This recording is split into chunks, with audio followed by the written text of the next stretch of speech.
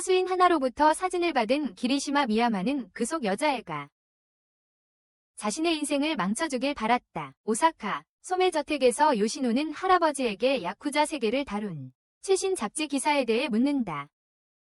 할아버지 렌지가 기리가야 야쿠자의 직계 후손이었기에 자신의 멋진 과거 모습이 나온 것을 보고 흥분했다. 하지만 요시노는 그런 건 신경 쓰지 않았다. 그녀는 기사에 왜 이렇게 적혀 있는지 알고 싶었다.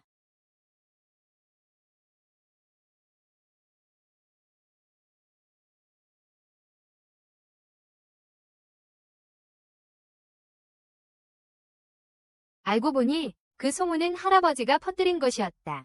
요시노가 17살 때부터 항상 외로워 보였기에 할아버지는 그녀에게 배우자를 찾아주려 했다. 그녀를 위해 미야마 손자의 잘생긴 외모를 언급하며 마치 할아버지 가쿠와 똑같다고 말했습니다. 젊었을 때 요시노의 할아버지는 미야마 가문이 할아버지와 절친이었습니다. 젊었을 때 요시노 할아버지는 미야마 가문 할아버지와 친하게 지냈습니다. 미야마 가문 할아버지와 말이죠. 렌지는 요시노에게 자신의 유전자 덕분에 아름답다며 후계자를 주지 않으면 낭비라고 말했습니다. 자기에게 후계자를 안 주면 낭비라고 했습니다. 그리고 마을 사람들 모두 그녀의 아름다운 얼굴에 동의했지만 그녀는 종종 우메다의 접대부 또는 이혼녀 엄마라고 불렸습니다. 그녀의 할아버지는 그녀를 위로하며 기리시마를 만나러 도쿄에 가라고 격려했습니다. 기리시마에게 말이죠. 그게 가명인가 싶었지만 할아버지는 그 아이가 야쿠자가 아니라 평범한 고등학생이라고 그녀에게 확신을 주었다. 그 소녀는 야쿠자는 아니고 평범한 고등학생이라고 했다. 미야마 저택에 도착하자 그녀는 그 집의 규모에 압도당했다. 안에서 그녀는 가쿠를 만났고 그는 그녀 눈에 정말 잘생겼다. 그는 그녀에게 렌지와 똑같이 생겼다고 칭찬했고 그녀는 사람들이 종종 자신이 젊은 시절 할아버지와 똑같이 생겼다고 여자 버전이라고 말한다고 대답했다. 하지만 긴장한 그녀는 기리시마가 어디 있는지 물었고 알고 보니 그는 바로 그녀 뒤에 있었다. 미소를 지으며 그는 자신을 소개하고 그녀의 어깨를 잡고 집을 보여주며 그녀를 위해 개조된 외딴 집이라는 것을 알게 되었다. 본체와 분리된 곳에 요시노는 정말로 여기에 남을지 모르겠어서 불안했지만 그럼에도 키리시마는 정중하게 거절해도 괜찮다고 말했어요. 여기서 살지 않아도 된다고. 그는 그녀가 강요당하고 있다고 생각했어요. 전에 그녀가 말했던 것처럼 서로 본 적도 없는 두 사람의 정략 결혼을 구식관습이라고 부르면서 키리시마는 잘 안 될 거라고 생각했지만 그녀가 자신을 만나러 온다는 말을 듣고는 정말 기뻤어요.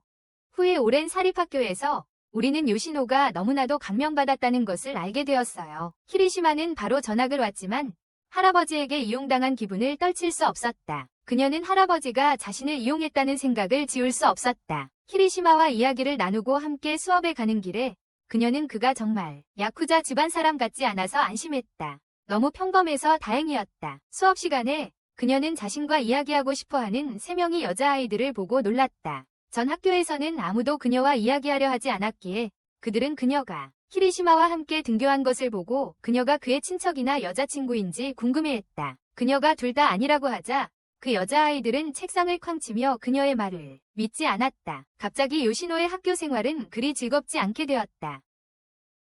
어디를 가든 모든 여자애들이 자신을 쳐다보는 걸 알 수 있었어요. 하지만 키리시마는 여전히 멋졌어요. 다른 애들 대부분은 그와 말도 안 섞었기에 자신이 그렇게 인기 있다는 말을 듣고 놀랐어요. 정말 그와 이야기하는 학생들이 없었거든요. 하지만 모두가 그가 야쿠자의 손자라는 걸 알고 있으니까 당연했어요. 요시노는 그들이 그걸 알고 있다는 걸 몰랐고 이제 그들이 모두 그 때문에 자신을 두려워하는 건 아닌지 궁금해했어요. 그 때문이었을까요? 하지만 키리시마는 그저 미소 지으며 야쿠자가 뭔가를 시작하면 경찰에 신고해서 처리하면 된다고 말했어요. 사람들이 그걸 알면 두려워할 필요가 없어요. 그의 설명에도 요시노는 잠시 멈춰서서 키리시마가 사람들의 이상한 시선 때문에 짜증이 났을까 궁금해했다. 그의 반응은 불안하고 다소 냉소적인 것이었다. 누가 알아? 라고 말했다. 나는 그렇게까지 생각해본 적 없고 어차피 누가 신경 쓰겠어. 요시노는 그의 어조가 바뀐 것에 준비가 되어 있지 않았지만 그가 다시 원래대로 돌아가는 것을 보았다. 긍정적이고 명랑한 그녀는 그 말을 무시한 채 그날 밤 침대에 누워 있었다. 그녀는 완전히 패닉 상태였고 계단에서 잠깐 동안 키리시마가 다른 사람처럼 보였던 것을 되짚어 보았다. 그녀는 물을 마시려고 방에서 나왔고 밖에 불이 켜져 있는 것을 알아챘다. 그 짧은 순간 계단에서 본 키리시마는 다른 사람 같았다. 물을 마시려고 방을 나섰는데 바깥에 불이 켜져 있는 것을 보았다. 창문 밖을 살짝 엿보니 피투성이가 된 키리시마가 보였지만 그녀는 발각되지 않으려고 숨었다. 보이지 않는 곳에 숨어서 들키지 않으려 했다. 공황 상태에 빠져 그녀는 그가 야쿠자라는 것을 알게 되었다. 학교에서는 그 일이 계속 머릿속을 떠나지 않았지만 자신이 본 것을 부정하려고 애썼다. 잠이 부족해서 헛것을 본 거라고 자신을 설득했다. 그러다가 몇몇 여자애들이 그녀에 대해 험담하는 것을 엿들었다. 화려하다느니 키리시마가 정말 그녀를 좋아한다면 충격적이라고 말하는 것이었다. 그중 한 명은 심지어 그녀가 빚을 갚기 위해 성매매를 한다는 소문까지 지어내며 낄낄거렸다. 아, 진짜 짜증나. 오사카 때랑 똑같네. 방과 후 키리시마랑 같이 용품 사러 간 사이에 그 애가 말했어. 편의점에서 돈 좀 뽑아야 한다고. 금방 간다고. 금방. 근데 혼자 있으니까 알코올 냄새 풀풀 풍기는 남자 3명이 자기를 둘러쌌어. 술에 취한. 혹시 작업 거는 건가 싶었어. 평생 길거리에서 누가 작업 건 적이 없었거든. 쇼핑가의 이마이 할아버지 빼고는. 쇼핑가의 이마이 할아버지 말고는. 그녀가 누군가 있다고 말했음에도 그들은 그녀의 어깨를 잡고 데려갔습니다. 그녀를 기다리며 저항하지 말라고 말하고 있었다. 그들 중 한 명이 갑자기 키리시마에게 붙잡혔고 그녀는 친절하게 그들에게 말했다. 그와 함께 쇼핑하기. 그가 잡고 있던 남자가 팔을 잡으려고 했고 바로 그때 키리시마가 표정이 변했다. 그는 그 남자의 팔을 비틀어 뒤로 꺾고 병으로 그의 머리를 내리쳤습니다. 키리시마의 뒤틀린 미소를 본 다른 두 남자는 불안해졌습니다. 그리고 그들을 제압한 후 그는 그들 중 한 명을 계속해서 때렸습니다. 너무 심하게 때리자 요시나는 그에게 그만두라고 애원했습니다. 키리시마는 돌아서며 미소를 지었지만 조금만 더 시간이 걸릴 거라고 말했다. 의식을 잃고 반쯤 죽어가는 남자를 두드리며 키리시마는 그에게 자신의 얼굴을 기억하라고 말했다. 그리고 저 여자는 내 여자다. 그러니까 다시 만나더라도 함부로 말 걸지 마. 내 얘기 자세하게 친구들에게 맘껏 떠들어도 좋아. 복수하러 다시 와도 괜찮아. 하지만 너와 내 가족 전부를 학살할 거다. 알겠어. 그 남자는 동의했지만 실망했습니다. 요시나와 함께 걸어가면서 키리시마는 그녀가 경험했던 보호받는 삶에 대해 설명했습니다. 그녀가 경험했던 삶을 그녀의 마을 사람들은 모두 그녀가 그 마을의 지도자의 손녀라는 것을 알고 있었기 때문에 소매이, 범죄자처럼 보이지 않는 누군가가 항상 그녀와 함께 있었을 겁니다.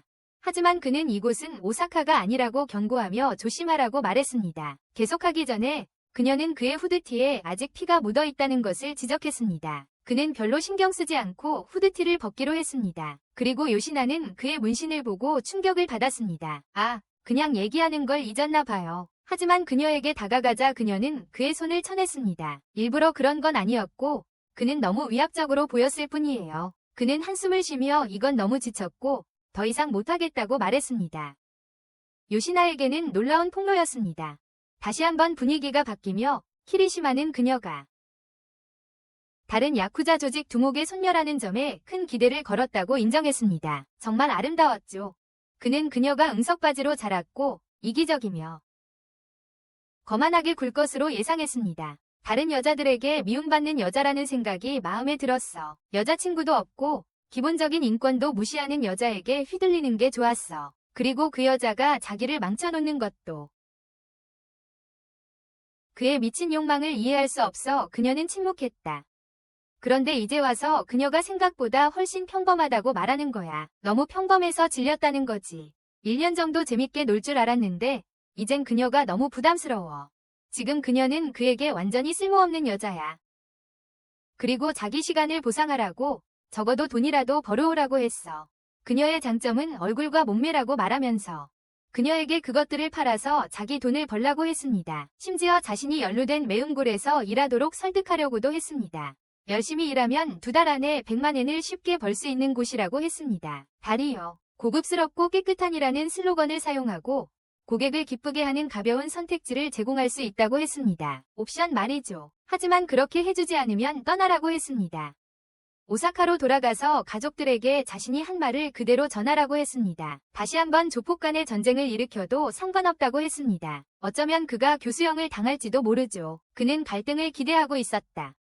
요시노는 키리시마처럼 뒤틀린 사람이 이 세상에 존재할 거라고는 상상도 못했다. 정말로 돌아가야 하나 고민했다. 신발장을 확인하던 중 그녀는 자신의 물건에 진흙이 잔뜩 묻어있는 것을 보고 충격을 받았다. 그녀는 처음으로 학교 폭력을 경험했다. 할아버지를 위해 사진을 찍어보려고 했지만 이제는 그것이 무슨 소용이 있을지 궁금했다. 실제로 자신에게 무슨 도움이 될까? 저녁에 신발을 빨면서 오사카로 돌아가는 소리가 너무나도 매력적으로 들렸다. 그때 전화벨이 울렸고 할아버지였다. 평소처럼 밝은 목소리였다. 영원히 그녀가 슬퍼하는 걸 알았지만 1년 동안 거기에 있어야 한다고 말했습니다. 괴롭힘을 당하거나 놀림을 받더라도 아무리 힘들어도 돌아오지 말라고 했습니다. 아무리 힘들어도 그 미야마 소년이 자기를 위해 죽을 정도로 사랑에 빠지도록 1년 동안 노력하라고 했습니다. 죽을 정도로. 그리고 1년 후에 돌아와서 자비 없이 그를 버리라고 했습니다. 그것이 남자에게 가장 효과적인 복수였다고 했습니다. 자기도 예전에 여자들에게 차인 적이 많았고 새 여자에게 강해 버려졌을 때 정말 죽었다고 생각했다고 설명했습니다. 자기가 유부남이라는 걸 알고 새 여자가 강해 버렸을 때 할아버지의 웃음소리로 끝나는 전화를 하며 그들을 놀렸다. 그녀는 주변의 모든 남자들이 쓰레기라고만 생각했다. 어쨌든 할아버지가 고집하셨으니 그녀는 그분이 기대하시는 대로 할 계획이었다. 직장 중 한 곳에서 키리시마는 요시노가 2주째 사라졌다고 아오이와 이야기했다. 쥐였다. 아오이는 키리시마의 아버지가 그를 죽일까봐 걱정했지만 그는 어쩔 수 없다고 주장했다. 다음날 학교에서 요시나는 그의 교실에 나타나 그녀가 집으로 돌아갔다고 생각했던 그를 놀라게 했다. 그녀는 건방지게 그에게 상기시켰다. 그는 그녀의 매력 포인트는 얼굴과 몸매라고 말했다. 가방을 그의 책상에 던져놓고는 그게 바로 자기가 한 일이라고 말했습니다. 신장 하나에 400만 엔이었죠. 몇몇 아는 사람들에게 연락해서 지인의 지인을 통해 내시경으로 제거했습니다. 그녀는 씩 웃으며 평생 소금 섭취를 제한하는 다이어트를 한다고 말했습니다. 일어서서 수업으로 돌아가려던 그녀는 오사카로 돌아가지 않을 것이며 그가 앞으로 어떻게 할지는 상관없지만 그가 너무 흥분하면 대가를 치르게 될 거라고 말했습니다. 그녀는 이전에 자신을 나무랐던 여학생들을 불러세우며 바닥을 기어다니든 피를 토하든 상관없다고 말했습니다. 그녀는 그들을 지옥으로 끌어내려 인생을 망칠 거라고 했다. 키리시마는 요시노의 맹렬함에 충격을 받았다. 그는 재빨리 그녀를 붙잡고 활짝 웃으며 자신이 그녀를 사랑한다고 말했다. 그녀는 깜짝 놀랐다. 이것은 분명 그가 인생에서 경험했던 가장 스릴 넘치는 순간들 중 하나였다. 그는 이 감정이 사랑이라고 확신했다. 그는 그녀를 가까이 끌어당기며 결혼해서 그의 인생을 망쳐달라고 말했다. 하지만 그녀는 그의 머릿속에 무슨 문제가 있는지 궁금했다. 아직도 이 영상 좋아요 안 누르고 구독 안 했으면 당신 머릿속에 무슨 문제가 있는지 궁금하네요. 당연한 거잖아요. 상식적으로 생각해봐요. 여기 저희 마이쇼조 위클리에서는 아무도 이야기하지 않는 재밌는 이야기들을 다룰 거니까요. 다들 이야기 안 하는 이야기들을요. 멋진 여성들, 여기 다 있어요. 멋진 남성들도요. 여기 다 있고요. 매주 라이브 방송도 하는데 재밌는 주제로 이야기하고 게임도 해요. 그러니까 어서 구독 버튼 눌러요. 제가 당신의 사람이 되어드릴게요. 점심시간에 요시노가 기리시마를 피해 살금살금 다니는 모습이 보여요. 그냥 조용히 밥 먹고 싶었던 거예요. 근데 3초에 한 번 꼴로 그가 갑자기 나타나요. 젠장, 신장 이식 후유증 때문에 힘들어하고 있어요. 속도 안 좋고 스트레스 때문에 죽겠대요. 자기 몸 팔라고 했던 여자애한테도 똑같이 사랑한다고 말하는 그가 뻔뻔하다고 생각했어요. 게다가 항상 웃고 있으니까. 그의 속마음을 알 수가 없었어요. 하지만 물론 그는 그녀 바로 뒤에서 미소 짓고 있었다. 그녀는 깜짝 놀라며 그가 어떻게 여기까지 찾아왔는지 궁금해했다. 그에 대한 그의 대답은 아마도 그녀에 대한 그의 사랑이었을 것이다. 농담이야. 하지만 그는 진심으로 사랑에 빠져있다. 사실은 그녀의 전자사전에 GPS를 몰래 넣어서 찾아온 거였다. 그녀는 격분하여 자신의 기기를 박살냈다. 그녀의 불평을 무시한 채 그는 또한 자신의 아버지가 그녀와 얘기하고 싶어 한다고 말하러 왔다. 집에서 기다리고 있던 요시노는 이 만남이 무엇에 관한 것인지 긴장하고 있었다. 하지만 가쿠가 너무 바빠서 아오이와 소타가 대신 왔습니다. 아오이는 그들에게 아카자 기업 회장의 딸이 실종되었다는 사실을 전했습니다. 그들은 미야마가 본가 다음가는 삼류 도쿠사 일족 계열이었습니다. 본가 다음가는 그냥 가출했거나 납치당했을 수도 있고 그들에게는 별일 아닐 수도 있습니다. 하지만 이제 요시노가 여기 있습니다. 그래서 아카자의 딸이 발견될 때까지 요시노는 기리시마와 24시간 함께 있도록 명령받았습니다. 발견될 때까지 그녀가 듣고 싶어 하지 않던 소식이었습니다. 하지만 기리시마는 요시노를 집에 안전하게 두는 대신 저녁 식사에 데려가서 그녀가 먹는 모습을 즐겁게 지켜봤습니다. 그의 시선이 너무 부담스러워 요시노는 그가 자신에게서 정말 무엇을 좋아하는지 묻기로 했습니다. 그리고 만약 자신에게 반할 가능성이 있다고 생각한다면 뇌세포가 있어야 할 자리에 꽃이 피어 있을 거라고 덧붙였습니다. 기리시마는 웃으면서 그녀의 모든 것을 사랑한다고 대답했지만 특히 그녀의 날카로운 말투를 좋아한다고 했습니다. 하지만 아무리 친절해 보여도 그녀는 여전히 그에게서 위협적인 기운을 느낄 수 있었습니다. 하지만 아무도 그녀를 좋다고 말한 적이 없었기 때문에 비교할 근거가 없었어요.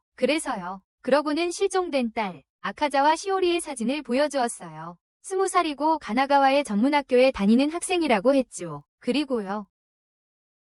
요시노는 그녀의 문신이 진짜인지 묻지 않을 수 없었어요. 키리시마에게서 들은 바에 따르면 그는 2년 전 주요 가문이 고문 장례식에서 그녀와 이야기를 나눴다고 해요. 그랬대요. 시오리는 전형적인 버릇없는 부잣집 아가씨였어요. 요시노는 혹시 그들 중 누군가가 납치될 위험에 처해 있는 건 아닌지 걱정해야 할지 궁금했어요. 그랬죠. 하지만 키리시마는 자신이 가주인 가쿠와 직접적인 친척이 아니었기에 의심했습니다. 가쿠는 자녀를 갖지 않기로 결정했고 그 말은 손주도 없다는 뜻입니다. 사실 그는 키리시마의 친할아버지의 친형입니다. 하지만 키리시마가 12살 때 말썽을 피웠고 그때 의지할 수 있었던 사람은 가쿠뿐이었습니다. 그에게 짧은 전화 통화 후 키리시마는 아카자 기업의 직원 중 한 명이 사망했다는 소식을 들었습니다.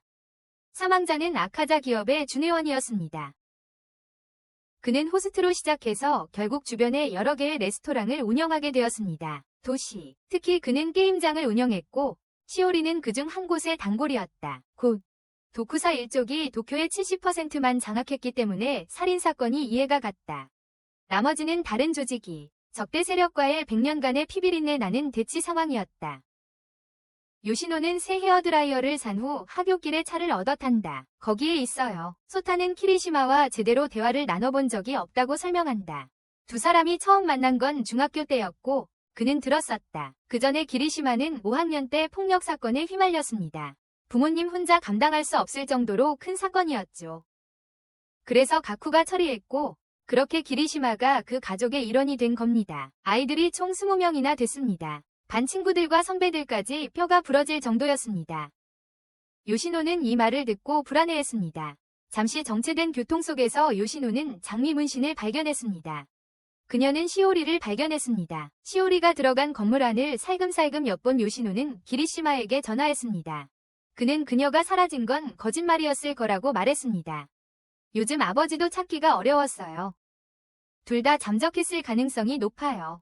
하지만 키리시마는 이유를 설명하지 않았어요. 그런데 그 클럽이 노크스 도쿄, 다쿠사의 영역이 아닌 키리가야 구미 소속이라는 걸 알게 되었어요. 마침 그곳은 요시노의 친척이 있는 곳이었죠. 이제 키리시마의 가족이 여기에 없으니 시오리가 어디 있는지 아무도 모르는 이유를 알겠어요. 여기에 있을 리가 없으니까요. 키리시마와 요시노가 시오리를 데리러 가기로 했다는 말을 듣고 가쿠는 그들을 보내줬어요. 클럽에서 요시노는 시끄러운 소음이 싫었지만 키리시마는 아무렇지도 않았어요. 그녀를 안내하고 있다. VIP 룸 안에서 우리는 시오리가 잠시 해외로 나간다는 것을 알게 된다. 그녀는 아버지 때문에 항상 사람들의 시선을 받는 것에 지쳐서인지 여기에 있는 것을 다행이라고 생각하는 것 같다. 항상 아버지 때문에 사람들이 자신을 지켜보는 것에 지쳐 있었다. 그녀가 떠나는 이유는 바카라 테이블에서 부정행위를 저질렀기 때문이다. 사망한 아카자 기업 직원과 필리핀 마피아를 상대로 말이다. 그녀는 5억엔을 속여 챙겼고 이들에게 보호비를 지불할 수밖에 없었다. 보호비를 위해서 그때 기리시마가 모든 것을 듣고 문을 박차고 들어왔다. 자기소개를 한 후 그는 그들의 테이블로 가서 아무렇지도 않게 옆에 앉았다. 한 소녀가 그가 해칠 의도가 없었다고 말하고 있습니다. 하지만 새로운 시오리의 아버지는 딸이 필리핀 마피아로부터 5억을 갈취했기 때문에 조용히 지내려 하고 있었습니다. 그는 시오리에게 지금 당장 미야마 사무실로 오라고 했습니다. 왜냐하면 그녀가 본가에 너무 큰 골칫거리가 되고 있었기 때문입니다. 하지만 세상에 요시노를 때린 뒤에 기리가야 구미 남자들이 더 있습니다. 옆으로 키리시마는 이를 좋게 보지 않고 바로 옆에 있는 남자들을 공격하기로 결심했습니다. 그는 즉시 포크로 그들 중 한 명을 찔렀습니다. 절대 그의 여자를 무시하게 둘 순 없었어. 싸움이 시작됐다. 요시노는 아팠지만 키리시마가 남자들을 때리는 걸 보면서 그녀는 그의 과거에 대해 들었던 이야기를 떠올리며 저 남자가 어떻게 저렇게 사람을 세게 때릴 수 있는지 궁금해했다. 그녀는 약해졌고 더 이상 이런 기분을 느끼고 싶지 않았다. 키리시마는 맹렬한 공격을 계속했고 뒤에서 칼에 찔렸다. 그리고 다른 누군가가 뒤에서 병을 들고 오자 요시노는 새로 산 헤어드라이어를 그 남자에게 냅다 던졌다. 그 남자에게 죽으라고 화내며 소리쳤어요. 키리시마는 그 남자가 자기 여자친구를 다치게 한 것에 화가 나서 계속 주먹으로 얼굴을 때렸어요. 계속해서 얼굴을 때렸어요. 요시노는 키리시마의 머리를 치며 피 좀 흘렸다고 사람을 죽일 필요는 없다고 설명했어요. 조금 흘린 피 때문에. 그러고는 시오리를 발견하고 죽지 않았기를 바랐어요. 하지만 키리시마는 그녀가 죽었는지 아닌지 신경 쓰지 않았어요. 요시노가 피를 흘리는 것을 보고 너무 낙담했어요. 나중에 알게 된 사실은 아카자 회장은 퇴학으로 끝났고 그의 딸은 일본에 있으면 안전하지 않아서 결국 해외로 가게 되었어요. 키리시마도 기리가야 구미 구역에서 말썽을 피웠으니 두들겨 맞았어요. 하지만 요시노에게 1,000만 엔을 기꺼이 주었죠. 필리핀 마피아와 자기 가족이 5억 엔을 나눠 가진 몫이었어요. 그 여자애와 아카자 회장을 찾는 대가로 돈을 반씩 나누고 끝내기로 했거든요. 그게 그들의 합의였어요. 요시노가 며칠 전에 신장을 팔았으니까 그 돈을 주고 싶었던 거예요. 게다가 현금을 주는 것 외에는 진심을 표현할 줄 몰랐어요. 그래도 안 되면 각막을 팔아도 괜찮았을 거예요.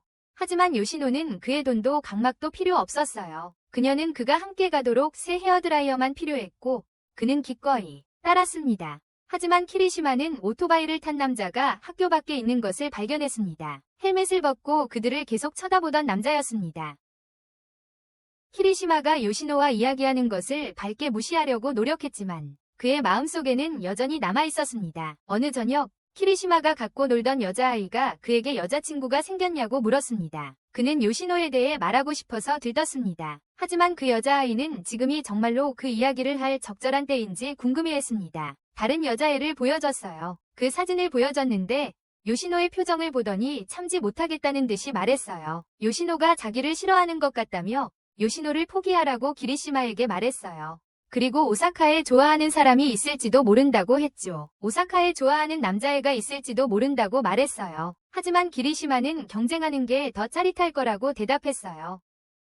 잠자려고 했어요. 요시노는 누군가 자기를 보고 있다는 걸 느꼈어요. 잠결에 처음엔 할아버지인 줄 알았어요. 하지만 여기가 도쿄라는 걸 떠올렸어요. 눈을 크게 뜨고 일어나 꿈이었나 싶었어요. 하지만 이제 와서 생각해보니 키리시마였던 것 같아. 근데 그녀가 모든 문을 잠갔는데 어떻게 들어왔지? 그녀는 그가 자신에게 무엇을 원하는지 생각해봤어. 그녀를 죽일 만큼 드디어 그녀에게 질린 걸까? 물을 마시려던 참에 그의 괴팍함에 익숙해지면서 조금도 화가 나지 않는 자신에게 짜증이 났어. 점점 무감각해지고 있었어. 그녀는 무감각해지고 있었어. 그녀는 이제 현관문 자물쇠를 바꾸고 부엌칼을 가까이 두고 자기 방어를 하기로 했어. 자기 방어를 위해서. 오늘 밤 잠을 자려고 하는데 그가 여기에 있는 게 확실히 느껴졌고 그의 손에는 피가 묻어 있었어. 얼굴. 그가 무슨 짓을 하려는지 몰라도 그녀는 칼을 들고 준비하고 있었다. 하지만 그녀는 그가 자신의 머리를 닦고 있다는 것을 느끼고 충격을 받았다. 그녀는 한계에 달했고 더 이상 참을 수 없었다. 그녀는 칼로 찌르려 했지만 그는 그녀를 잡아 바닥에 눕혔다. 땅에. 이제 그는 자신이 깨어있는 줄 몰라서 자신이 무서웠다고 말하고 있었다. 하지만 물론 그를 무서워하는 것은 그녀였다. 그는 그녀를 들어올려 사과했다. 그러자 그녀는 그의 머리를 툭 치며 짜증난다고 말했다. 그녀는 무슨 일이 일어나고 있는지 그리고 그가 어떻게 여기에 들어왔는지 알고 싶어 했다. 그러자 그는 얼마 전에 알루미늄으로 열쇠를 복제했다고 설명했다. 완전히 짜증이 났다. 요시노는 그에게 이제 훈계를 할 시간이라고 말했다. 그녀는 그가 마음대로 자기 방에 드나들 수 없다고 말하기 시작했다. 상식 때문이 아니라 단순히 자기가 싫어해서. 그리고 그는 받아들였다. 그러고는 밤에 그녀의 방에서 몰래 돌아다녔던 이유를 대답했다. 그녀가 자신에게 화났을 때의 얼굴밖에 본 적이 없기 때문이다. 그리고 누군가 그녀가 자신을 싫어할지도 모른다고 말했기 때문이다. 그래서 자는 얼굴을 보고 싶어 했어요. 자는 동안에는 아무도 화낼 수 없을 테니까요. 잠잘 때는요. 그리고 마음껏 볼 수도 있고요. 그녀는 항상 자신에게 화가 났다고 대답했어요. 그가 한 일이라고는 범죄를 저지른 것뿐이었죠. 하지만 이제는 오늘 그가 얻어맞은 모습이 걱정되었어요. 그는 아오이에게 새벽 1시 귀가 시간을 어긴 벌을 받았다고 웃어넘겼어요. 1시 통금이요. 그런데 그는 거의 지킨 적이 없었죠. 요시노는 그가 통금 시간에 맞춰 집에 오기 시작하면 그에게 덜 화낼 수 있을 거라고 생각했어요. 그녀가 그에 대해 불만인 것 중 하나는 그가 단 한 번도 규칙을 지킨 적이 없다는 거예요. 그리고 다른 여자애들하고도 놀아놨어요. 그가 거짓말쟁이라는 걸 알 수 있었어요. 마치 할아버지처럼요. 키리시마의 머릿속을 스친 것은 요시노가 그 모든 것을 알고 있었다는 사실이었어요. 그런데도 화를 내지 않았어요. 하지만 그녀 생각에는 그건 자기 일이 아니었어요. 하지만 자기가 정말 좋아하는 남자가 바람을 피우면 죽여버릴 거예요. 그러니까 그 논리대로라면 키리시마는 이제 그녀가 자신을 죽이고 싶어 하도록 만들 작정이었어요. 그는 그녀가 옆에 있는 매일이 행복했어요. 사실 그는 그녀가 있어서 가능한 한 빨리 집에 돌아오고 싶어 했어요. 그리고 그녀가 함께 있으니까 학교 가는 것도 재밌다고 생각했죠. 그녀가 자신을 싫어하는 건 아닌지 궁금해했어요. 하지만 그녀는 자신을 싫어해서 피하는 게 아니라고 설명했어요. 그가 뭘 할지 몰라서 피했던 거였죠. 그는 보통 자신이 관심 없는 일은 거절했어요. 하지만 한 번 하기로 마음먹으면 항상 전력을 다했죠. 꾸밈없이 항상 일관된 그의 모습이 그녀에게는 신선하게 느껴졌어요. 그것들이 그녀 눈에 그의 장점이었죠. 지금은 그의 상처에 붕대를 붙여줄 거예요. 하지만 그러기 전에 그는 그녀를 덮치며 말했어요. 나도 사랑해. 그리고 바람을 피우면 자신을 죽이도록 최선을 다해 설득하겠다고 했죠. 제 생각엔 가장 로맨틱한 애정 표현은 아니었어요. 다른 날, 요시나가 정원에 물을 주고 있을 때 코니시마가 오사카에서 온 그녀의 편지를 가져왔어요. 편지였어요. 그는 렌지에게 사과 편지를 보냈기 때문에 그녀의 할아버지에게서도 편지를 받았어요. 그날 밤 노크 도쿄에 갔을 때 그녀가 다치게 했던 것에 대한 사과 편지였죠. 그녀의 편지는 아버지의 앨범 사진을 요청하는 것이었어요. 그녀의 아버지는 싸움에 꽤 약했어요. 그리고 그는 야쿠자를 증오했어요. 할아버지와 자주 크게 다투다 고등학교 졸업하자마자 집을 나와 결혼했어요. 결혼을 했어요. 그녀가 태어나기 전에 교통사고로 돌아가셨어요. 그래서 그녀는 아버지가 어떤 존재인지 전혀 몰랐어요. 어두웠던 어린 시절 이야기는 접어두고 기리시마는 할아버지께서 모레 고유연맹 회의 때문에 도쿄에 온다고 설명해요. 야쿠자 두목들이 모두 모이는 자리에서 간토 고유연맹이 간토 지방의 정치 조직들의 연합체라는 것을 알게 돼요. 그들은 1년에 4번 회원사 최고 경영자들이 참석하는 만찬을 열어요. 단체들이 모였어요.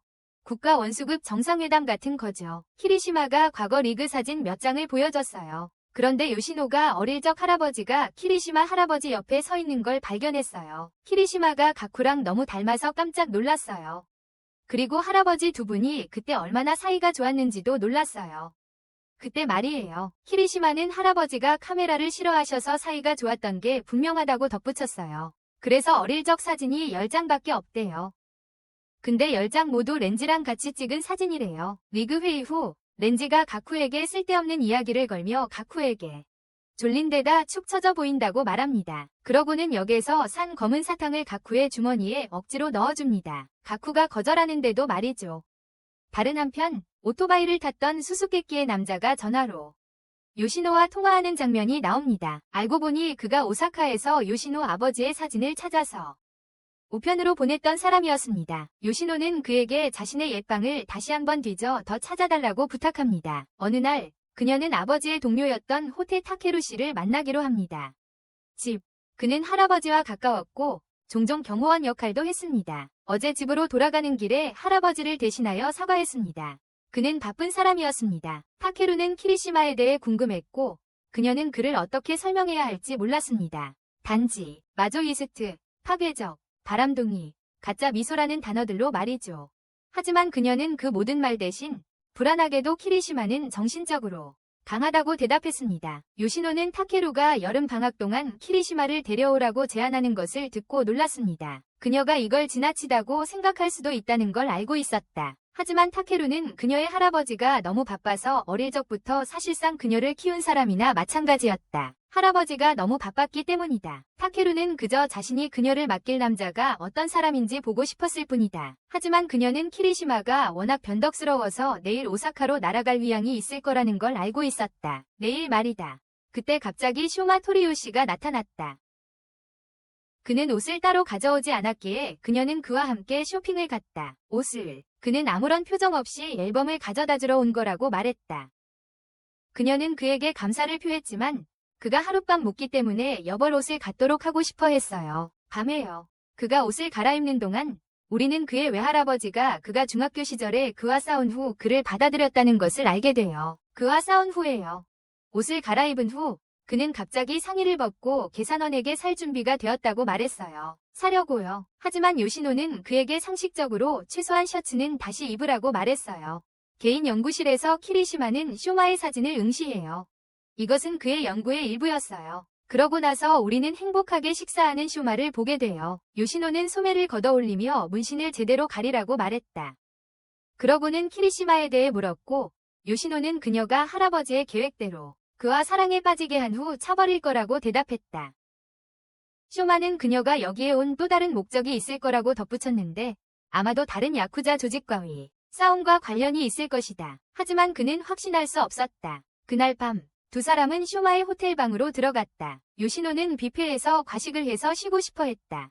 그녀는 상황의 복잡성을 전달했다. 항상 키리시마보다 한 수 앞서려고 했다. 그가 그녀를 죽이기 전에 항상 그를 죽일 준비를 하고 있었어요. 그에게 약점을 보이지 않으려고 애썼죠. 그것만이 그녀가 매일 생각하는 전부였어요. 하지만 결국 키리시마는 그녀가 도쿄에서 믿을 수 있는 유일한 남자였어요. 그녀는 그에게 항상 속수무책이었어요. 아무리 많은 시간을 함께 보냈어도 그의 진짜 모습을 알 수 없었거든요.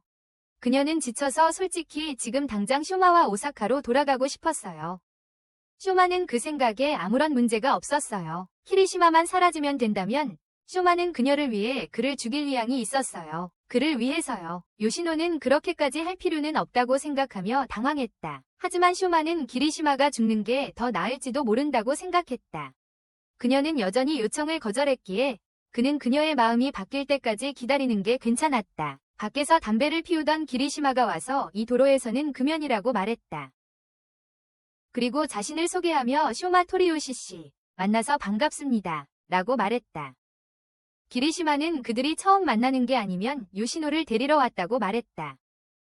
쇼마는 키리시마가 자신들을 미행했냐고 물었지만 키리시마는 제대로 대답하지 않았다. 대신 쇼마가 그걸 눈치채지 못하는 점을 꼬집으며 키리시마는 평소에 미소를 지으며 싸우러 온 게 아니라고, 특히 요시노의 가족과는 더더욱 아니라고 설명한다. 그리고 두 사람이 결혼한다면 쇼마는 그의 처남이 될 것이다. 쇼마는 그 생각을 싫어하며 키리시마가 누구를 위해 일하는지 묻는다. 그러자 키리시마는 렌지가 요시노와의 결혼을 허락할 마음이 전혀 없다는 것을 알고 있었다고 대답한다. 그걸 알면서도 그 중매를 받아들였고 요시노를 사랑했기에 그녀의 곁에 남고 싶었다고. 그때 요시노가 키리시마가 왜 여기에 있는지 묻지만 그와 함께 뛰어내려온다. 가까이서 보니 그의 휴대폰을 봐야겠다고 재빨리 결론 내렸다. 그리고 봤더니 역시나 자기 생각대로였다. 키리시마가 그녀의 휴대폰을 복제해서 위치 정보를 빼내고 있었다. 것을 그녀는 알고 싶으면 전화하면 된다고 말했고 그는 걱정 없이 그렇게 하겠다고 응했다. 앞으로는 떠나려던 참에 쇼마가 그녀의 팔을 잡으며 오사카에 같이 가자고 말했다. 결국에는 어떻게 봐도 키리시마가 미쳤다는 게 분명했기 때문이다. 하지만 그때 키리시마가 그녀를 붙잡았다. 그녀가 떠나지 못하게 그가 자신과 결혼할 최고의 사람이라고 말했어요. 쇼마는 믿을 수 없었어요. 지금까지 키리시마가 해온 모든 행동들을 생각해볼 때 그리고 키리시마가 모르는 척했지만 쇼마는 그가 분명 스토커였다는 사실부터 말하기 시작했어요. 너 같은 외부인이 이 일에 대해서 왈가왈부할 자격이 없어. 라는 키리시마의 말을 듣고 요시노는 그에게 함부로 말하지 말라고 했어요. 요시노에게 쇼마는 무슨 일이 있어도 가족이었어요. 그리고 그녀는 기리시마를 여기서 외부인이라고 불렀어요. 기리시마는 놀랐고 사과했어요. 다음 날 아침, 요시노는 쇼마의 여행전에 만나기 위해 도쿄역으로 달려갔어요. 돌아왔어. 그녀가 도착하자 그는 둘러보며 키리시마가 어디 있는지 물었다. 그리고 그녀는 자신이 온다는 말을 하지 않았으니 아마 집에 있을 거라고 생각했다. 그녀가 온다는 걸 말하지 않았으니까. 요시노는 쇼마가 키리시마를 싫어하는 게 분명하다고 지적했다. 쇼마는 항상 너무 수다스러운 남자들을 싫어했으니까. 두 사람은 키리시마가 미쳤다고 생각했다. 하지만 요시노는 할아버지의 충고를 따르기 위해 남았다. 그녀는 이 상황에서 승자가 되고 싶었다. 하지만 그래도 쇼마는 이해할 수 없다고 말했다. 그녀가 자신의 규칙과 자존심을 버리려 한다면 차라리 자신의 인생까지도 버릴지도 모른다는 생각이 들었어요. 그냥 인생까지 던져버릴 수도 있겠죠. 기차가 도착하자 그녀의 대답은 명예와 자존심을 버릴 수 없다는 것이었어요. 그리고 그걸 버린다면 남는 게 아무것도 없을 거예요. 그렇게 한다면 아무것도 남지 않을 거예요. 자존심 때문에 죽을 각오까지 했다는 말에 쇼마의 눈이 커졌어요. 그는 그런 것 때문에 죽을 만큼의 가치를 두지 않았어요. 하지만 그가 무엇 때문에 죽을 수 있냐는 질문에 그는 그녀를 가리켰어요. 그녀는 그의 대답에 놀랐지만 그가 하는 말을 듣고 다시 한번 놀랐어요. 그녀 머리에 벌레가 있다고 말이죠. 그가 꺼내보니 벌레가 아니라 그녀가 아침에 먹은 빵 부스러기였다. 오늘 아침에 쇼마를 배웅하며 요시노는 갑자기 그를 껴안고 돌아오겠다고 약속했고 요시노는 그에게 대학생활 잘하라고 말했다. 이 모든 일은 키리시마가 몰래 지켜보는 가운데 일어났다. 다음 날 등굣길 전철은 초등학교 운동회 때문에 엄청나게 붐볐다. 사람들이 더욱 몰리면서 키리시마는 요시노에게 가까이 다가갔다. 요시노는 그의 체온을 느꼈고 그의 향수 냄새가 정말 좋다는 것을 알았다. 요시노는 키리시마에게 오사카에 있을 때는 거의 항상 학교는 차로 등하교했어요. 중학교 때 쇼마랑 같이 걸어 다녔던 걸 제외하면 그의 이름이 나오자 키리시마의 살기가 느껴졌죠. 그의 이름만 언급되어도 키리시마의 살기가 느껴졌어요. 하지만 요시노가 그를 돌아보니 그는 평소처럼 아무 일도 없었다는 듯 미소 짓고 있었어요. 아무 일도 없었다는 듯이요. 수업 시간 내내 그 생각뿐이었어요. 계단에서 그가 자신에게 보였던 그 표정이랑 똑같았어요. 그가 다시 자신에게 실증을 느낀 건 아닐까 궁금했어요. 자신이 키리시마를 설레게 하려고 아무런 노력도 하지 않았다는 사실을 깨달았어요. 자신에게 반하게 하려고 노력하지 않았다는 걸요. 그날 밤 옷을 정리하면서 그녀는 계속 그가 얼마나 종잡을 수 없는 사람인지 생각했다. 그 생각만 해도 그녀는 화가 났다. 그런데 그가 그녀의 문 앞에 서서 무엇이 그녀를 화나게 하는지 묻고 있었다. 알고 보니 그는 오사카에서 온 그녀의 소포를 가져다 주러 온 것이었고 그녀가 여름에 입을 옷을 정리하고 있다는 것을 알자 그는 다소 차가워 보였다. 처음에는 그녀가 고향으로 돌아갈 짐을 싸는 줄 알았다. 그녀는 그의 압박을 느낄 수 있었다. 그녀는 돌아서서 그가 지금 자신을 죽일 생각인지 물었다. 하지만 전혀 그런 경우가 아니었고 그는 그녀에게 질린 것도 아니었다. 그래서 그 여자애가 그 남자애에게 쇼마를 싫어하냐고 물었어요. 그러자 그는 전에 누구도 싫어해 본 적이 없어서 자신도 잘 모르겠다고 대답했어요. 전에 아무도 싫어한 적이 없다고요. 그 여자애는 자기랑 쇼마가 사귄다고 말하면 어떨 것 같냐고 덧붙였어요. 그리고 놀랍게도 키리시마는 신경 안 썼어요. 가끔 여자애들이 자기랑 바람을 피우게 만든다고 대답했어요. 하지만 그는 한 가지 조건을 원했어요. 그는 그녀가 다른 사람과 사귀는 것을 신경 쓰지 않았어요. 그는 그냥 그녀가 자기 앞에서 다 하는 것을 원했어요. 그는 당근 채찍이라는 말을 꺼냈어요. 하지만 그는 당근에는 관심이 없었어요. 채찍 자체에 더 관심이 있었죠.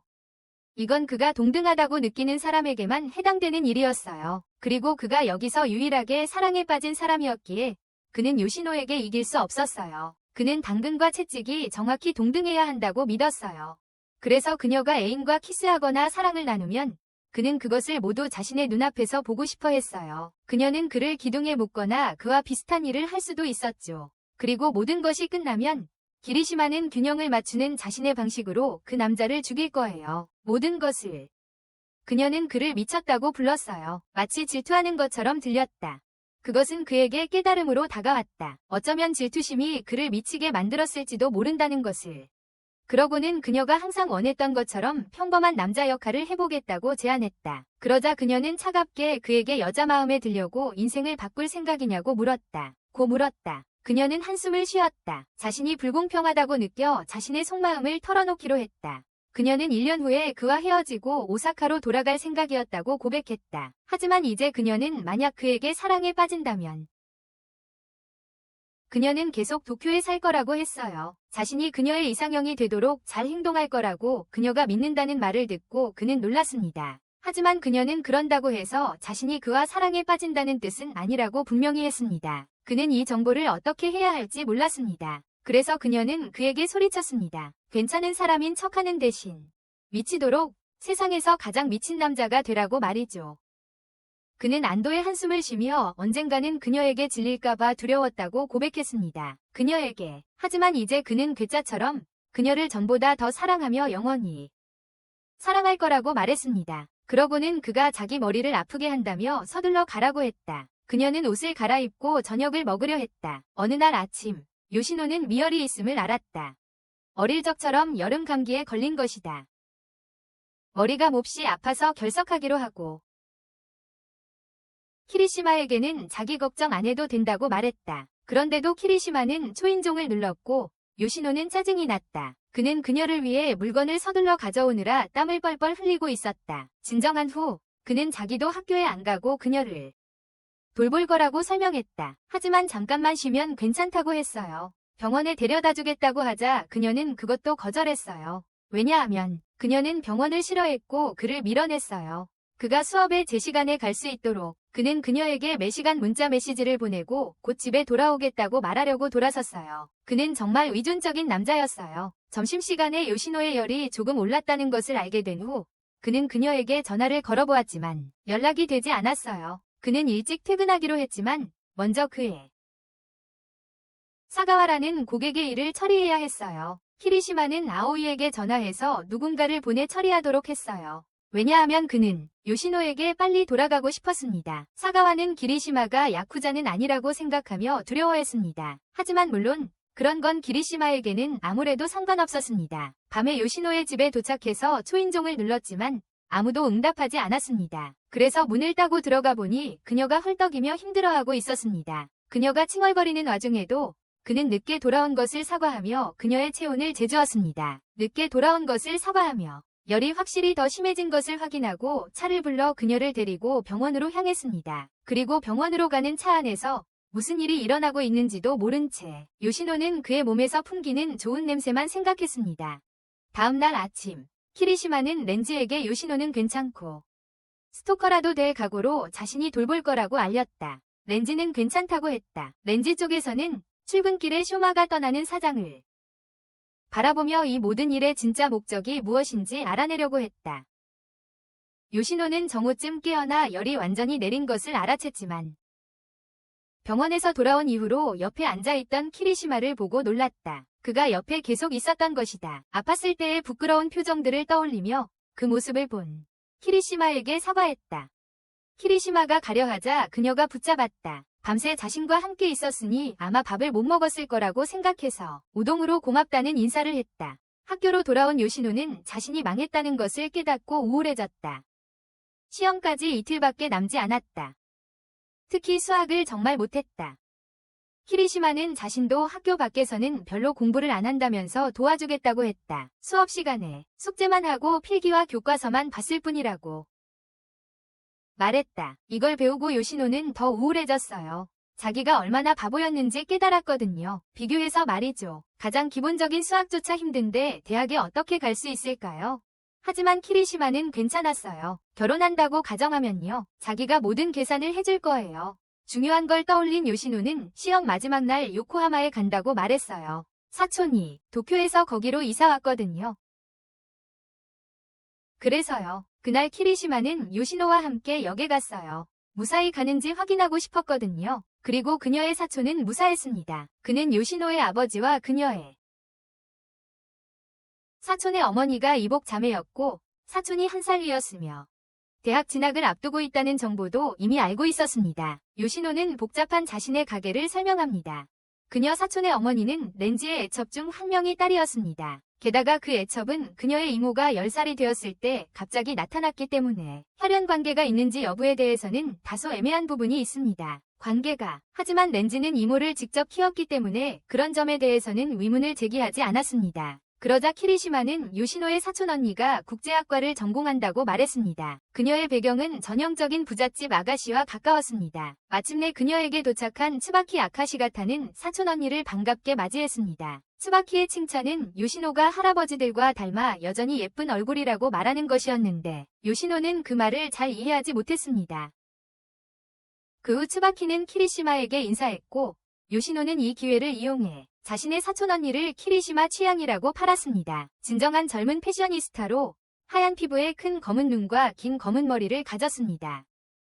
다른 여자들이 질투할 만한 미모를 지녔습니다. 키리시마는 아름다운 여성을 만나서 기쁘다고 답했습니다. 그를 보고 츠바키는 그의 친절함과 잘생김에 감탄했습니다. 셋은 길을 가면서 츠바키의 배경에 대해 계속 이야기를 나누었는데 특히 그녀가 교토 출신이라 사투리가 약간 있다는 점이었습니다. 요시노는 츠바키의 이사에 놀랐습니다. 그녀의 외가 쪽 여자들은 모두 교토 출신이었기 때문입니다. 어머니와 할머니 모두요. 교토 여자들이 교토를 너무 사랑해서 도내 결혼을 안 한다는 그런 도시 전설까지 있죠. 도내를 벗어나 결혼하고 싶지 않아서 늦게 결혼한다는 이야기 말입니다. 샌들과 창가를 보며 츠바키는 그것들을 요시노에게 추천하려고 했습니다. 요시노에게 말이죠. 하지만 키리시마가 먼저 말했습니다. 요시노는 귀엽다고 생각했지만 하이힐을 신으면 너무 클 것 같았어요. 힐을 신으면. 하지만 키리시마는 별로 신경 쓰지 않았어요. 나중에 요시노는 빵을 너무 많이 먹어서 배가 너무 불렀어요.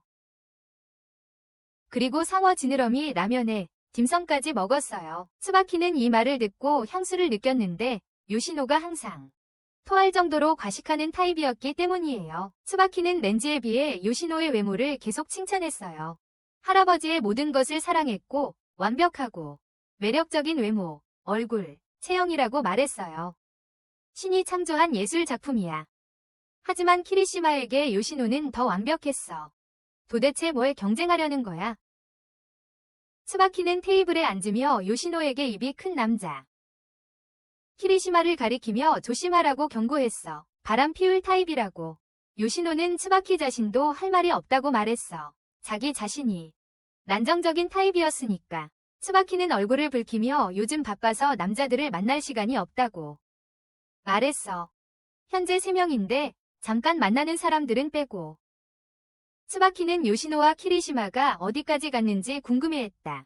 그러니까 그거 말이야. 하지만 키리시마는 설령 시도한다 해도 요시노와 그녀의 친척들이 자신을 죽일 거라는 걸 알고 있었다. 틀림없이. 그래도 이렇게 미뤄지는 게 좋았다. 그러자 츠바키는 요시노가 처음으로 한 남자를 자신도 괜찮다고 말하며 그러면 자매가 될 거라고 했다. 자매처럼. 이 여자애는 뭐가 문제야? 요시노가 디저트를 가지러 간 사이 키리시마와 츠바키는 단둘이 이야기를 나눴다. 츠바키는 그가 자신과 요시노를 대하는 방식에 명백한 차이점을 지적했습니다. 요시노와 말이죠. 우선 그녀는 그가 자신과 이야기하는 것을 조금도 즐기지 않는다는 것을 알 수 있었고 그녀가 하는 말에 그냥 동의하고 있었습니다. 그러자 키리시마는 츠바키에 대해 알고 싶은 것을 꺼낼 참이었습니다. 하지만 그가 말하기 전에 요시노가 망고 빙수를 들고 기뻐하며 돌아왔습니다. 저녁에 돌아가는 길에 요시노는 선생님에게 전화를 받습니다. 알고 보니 중요한 수학 숙제를 제출하지 않았다는군요. 그녀는 교과서에 숙제를 두고 온 것을 기억했습니다. 8시까지 제출해야 한다는 것을 알게 된 키리시마는 재빨리 그녀를 택시에 태웠습니다. 차 문 앞에서 그는 그녀에게 츠바키를 호텔까지 바래다 주겠다고 말했습니다. 두 사람은 대관람차에서 비밀리에 이야기를 나눴습니다. 키리시마는 츠바키의 아버지가 교토 도세카이 병원 원장이라는 것을 알고 있었습니다. 도세카이 그룹 산하 병원이었고 그 주변에는 매우 불쾌한 소문들이 떠돌았습니다. 정치인들에 대한 자금 지원, 범죄 조직과의 연루, 그리고 무엇보다도 주목할 만한 것은 불법 장기 이식이었습니다. 그는 바로 요점을 말하며 요시노의 신장이 현재 어디에 있는지 물었습니다. 그는 요시노가 자신을 위해 그랬던 만큼 자신도 요시노를 위해 신장을 팔고 싶은 심정이었습니다. 하지만 암시장을 뒤져도 어디에도 그녀의 신장을 찾을 수 없었고 결론적으로 츠바키는 애초에 요시노의 신장을 적출하지 않았다는 것을 알게 되었습니다. 그냥 400만 엔을 주고 샀습니다. 그녀를 돌봐주던 날 밤 그녀의 허벅지 위수술 자국을 발견했습니다. 신장이 정말 없어졌는지 확인하는 두 가지 방법은 요시노에게 MRI 검사를 받게 하거나 츠바키 자신에게 직접 듣는 것이었습니다. 츠바키는 키리시마가 요시노에게 그렇게 집착하는 이유를 물었습니다. 하지만 그는 제대로 말할 수 없었고 단지 그녀를 향한 사랑 때문이라고만 주장했습니다. 그녀를 향한 사랑 때문이라고. 그러자 츠바키는 요시노에게서 1500ml의 피를 사들인 것을 밝혔습니다. 400만 엔과 교환으로. 그녀는 요시노의 피를 거의 죽을 때까지 뽑아내고 그 사실을 알리지 않았습니다. 츠바키는 아무에게도 말하지 않겠다고 한 약속을 어긴 것이 후회스러웠다. 키리시마는 혈액을 빼내는 것이 요시노를 영원히 쇠약하게 만들 수도 있었는데 왜 그랬냐고 물었다. 영원히 허약해질 수도 있다는 것을. 츠바키는 요시노에게 수술을 받지 말라고 설득하려고 했다고 대답했다. 수술을 말이다. 하지만 요시노는 키리시마에게 얕잡아 보이는 것보다 차라리 죽는 게 낫다고 말했다. 츠바키는 요시노의 단호한 말을 들은 후 그녀의 목숨을 걸지 않는 것은 불공평하다고 생각했다. 그 말을 듣고 두 사람은 대관람차에서 내렸고 키리시마는 대화에 대해 감사를 표하며 요시노만큼 매력적이라고 말했다. 츠바키는 그의 달병과 바람둥이 기질을 다시 한번 칭찬했지만 좀 더 비꼬는 어조였습니다. 하지만 그녀의 사촌을 다치게 한다면 요시노를 다시는 못 보게 만들겠다고 했습니다. 다시는. 다음 날 요시노는 정원에 물을 주며 행복해했습니다. 과제를 제 시간에 제출했으니 그녀는 키리시마에게 그와 츠바키가 무슨 이야기를 했는지 물었지만 그는 대답을 거절했습니다. 그러자 갑자기 츠바키에게서 요시노의 사진이 담긴 메시지가 왔습니다. 약속대로 비키니를 입고 식사하는 모습이었습니다. 요시노는 깜짝 놀라 그에게 지금 당장 삭제하라고 말했습니다. 그녀가 거역하면 그걸로 협박해서 인터넷에 올릴 거라고 했어요. 하지만 그럴 리는 없죠. 그는 그저 그녀를 차지하고 싶을 뿐이에요. 츠바키는 이전에 렌지와 그의 어린 시절 친구 가쿠의 사진을 받았습니다. 그녀가 원했던 바로 그것이죠. 어느 날 밤 공부를 하던 중 요시노와 츠바키는 전화로 이야기를 나눕니다. 츠바키의 말에 따르면 키리시마는 그가 12살 때 요시노를 만나러 오사카에 갔지만 실제로 만나지는 못했습니다. 츠바키는 그때부터 그녀에게 관심이 있었을지도 모른다고 추측합니다. 하지만 요시노는 그걸 믿지 않았습니다. 키리시마는 그녀를 별로 좋아하지 않았을 거라고 나는 여전히 확신하고 설령 그녀가 그에게 반했다 해도 그는 순식간에 그녀에게서 흥미를 잃었을 거라고 생각했어요. 그녀는 그가 다른 어떤 것보다 그녀에게 집착하는 것 같다고 느꼈어요. 하지만 만약 그녀가 그 점을 지적한다면 그는 자신의 집착을 고칠지도 모르고 그러면 그녀는 더욱 그의 진심을 알 수 없게 될 거예요. 그가 그냥 미친 채로 있는 게 그녀에게는 솔직히 더 편했어요. 츠바키는 요시노에게 키리시마가 정말로 그녀를 사랑하는지 아니면 그저 집착하는 건지 알아보라고 제안해요. 왜냐하면 정말로 후자라면 그녀가 오사카로 돌아간다 해도 문제가 생길 테니까요. 내일부터 여름방학인데 요시노는 고민에 빠져 스트레스를 받고 있었다. 키리시마가 자신을 좋아하는 건지 아니면 그냥 집착하는 건지 알아낼 방법을 찾느라 그를 만나러 갔는데 다른 두 여자애가 요시노를 보고 도망쳤다. 요시노를 보고 키리시마는 그 두 명이 방학 중 학교 설명회에 대해 이야기하고 있었고 그 시간에 뭘 할지 의논하고 있었다고 설명했다. 방문객 응대는 징계위원회의 일이었다. 요시노는 그가 규칙을 전혀 지키지 않는 사람인데 징계위원회에 있다는 사실에 깜짝 놀랐다. 징계위원회에 있다니. 처음에는 그 두 여자애가 그에게 고백하는 줄 알았다. 하지만 그는 1학년 때부터 늘 거절해서 사람들에게 늘 거절하는 사람이라는 평판이 생겼기 때문에 그럴 수 없다고 설명했습니다. 게다가 그는 다른 누구도 필요 없었습니다. 게다가 그는 다른 사람이 필요 없었습니다. 요시노는 그가 처음 사귄 친구였기에 그에게 충분했습니다. 그녀는 그들이 했던 일이라고는 뉴스에 나오는 음식에 대해 이야기하는 것뿐이었기에 이 말을 듣고 놀랐습니다. 음식 뉴스에 대해서만 이야기했었는데 말이죠. 하지만 반대로 그가 먼저 말을 걸지 않았음에도 불구하고 여자들이 항상 그에게 말을 걸었습니다. 그에게 말을 걸었죠. 그는 그녀와 이런 사소한 대화만 나눴습니다. 요시노는 이제 키리시마가 자신을 친구로 생각하지 않는다는 생각만 할 수 있었습니다. 애인. 그리고 그녀는 아무 의미 없이 이 상황을 생각하고 있었을지도 몰라요. 어떤 행사에서 이제 시오타가 많은 사람들의 대화 주제가 되었어요. 그녀가 아역 배우로 TV 드라마에 출연했고 작년 미인대회에서 우승했고 유명한 학생 방송원이었기 때문에 함께 앉아있던 여자들에게 TV 방송국 아나운서 자리를 얻은 것을 축하받고 있었어요. TV 방송국 아나운서로.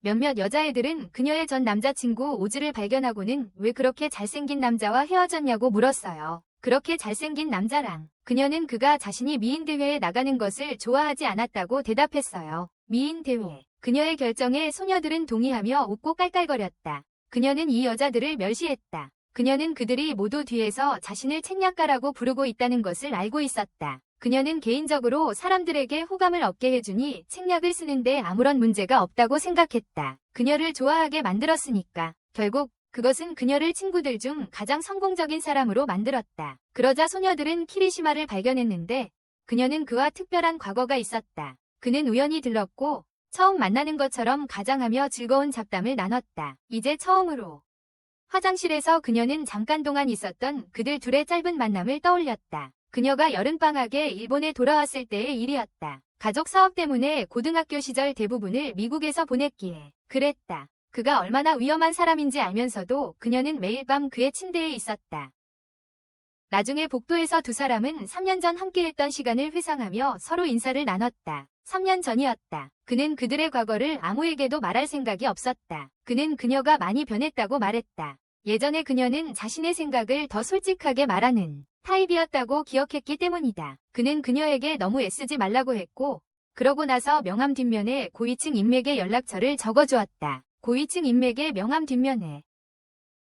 나중에 요시노는 기리시마에게 오사카에 본 축제에 같이 가자고 전화를 한다. 오사카에 본 축제에. 그는 7월에 가고 싶어하며 승낙하는데 지금은 화장품 행사이기 때문이다. 화장품 행사라서 두 사람이 오사카에 도착한 날로 장면이 바뀌고 요시노는 그에게 새로 산 물건들을 모두 들게 한다. 택시 안에서 기리시마는 그녀의 미소를 보는 것이 얼마나 기분 좋은지 말했고 그 말에 그녀는 약간 짜증이 났다. 쇼마가 라면을 아무렇지도 않게 먹으면서 타코야키를 먹을 준비를 하는 것을 보고 그녀는 택시 앞에 갑자기 멈춰섰다. 여름 더위에 튀긴 음식을 어떻게 먹을 수 있을까 궁금해했다. 그리고 키리시마를 보는 것이 쇼마를 자극하는 것을 보고 그녀는 긴장을 풀기 위해 재빨리 변명을 해야 했다. 그 긴장을 풀기 위해 가게 주인이 담배를 꺼내 쇼마의 뺨을 때리며 가게 앞에 재를 떨어뜨리는 것을 원하지 않아서 그를 꾸짖었다. 그녀는 그가 가게 앞에 재를 떨어뜨리는 것을 원하지 않았다. 그는 그녀도 담배를 피운다고 지적했지만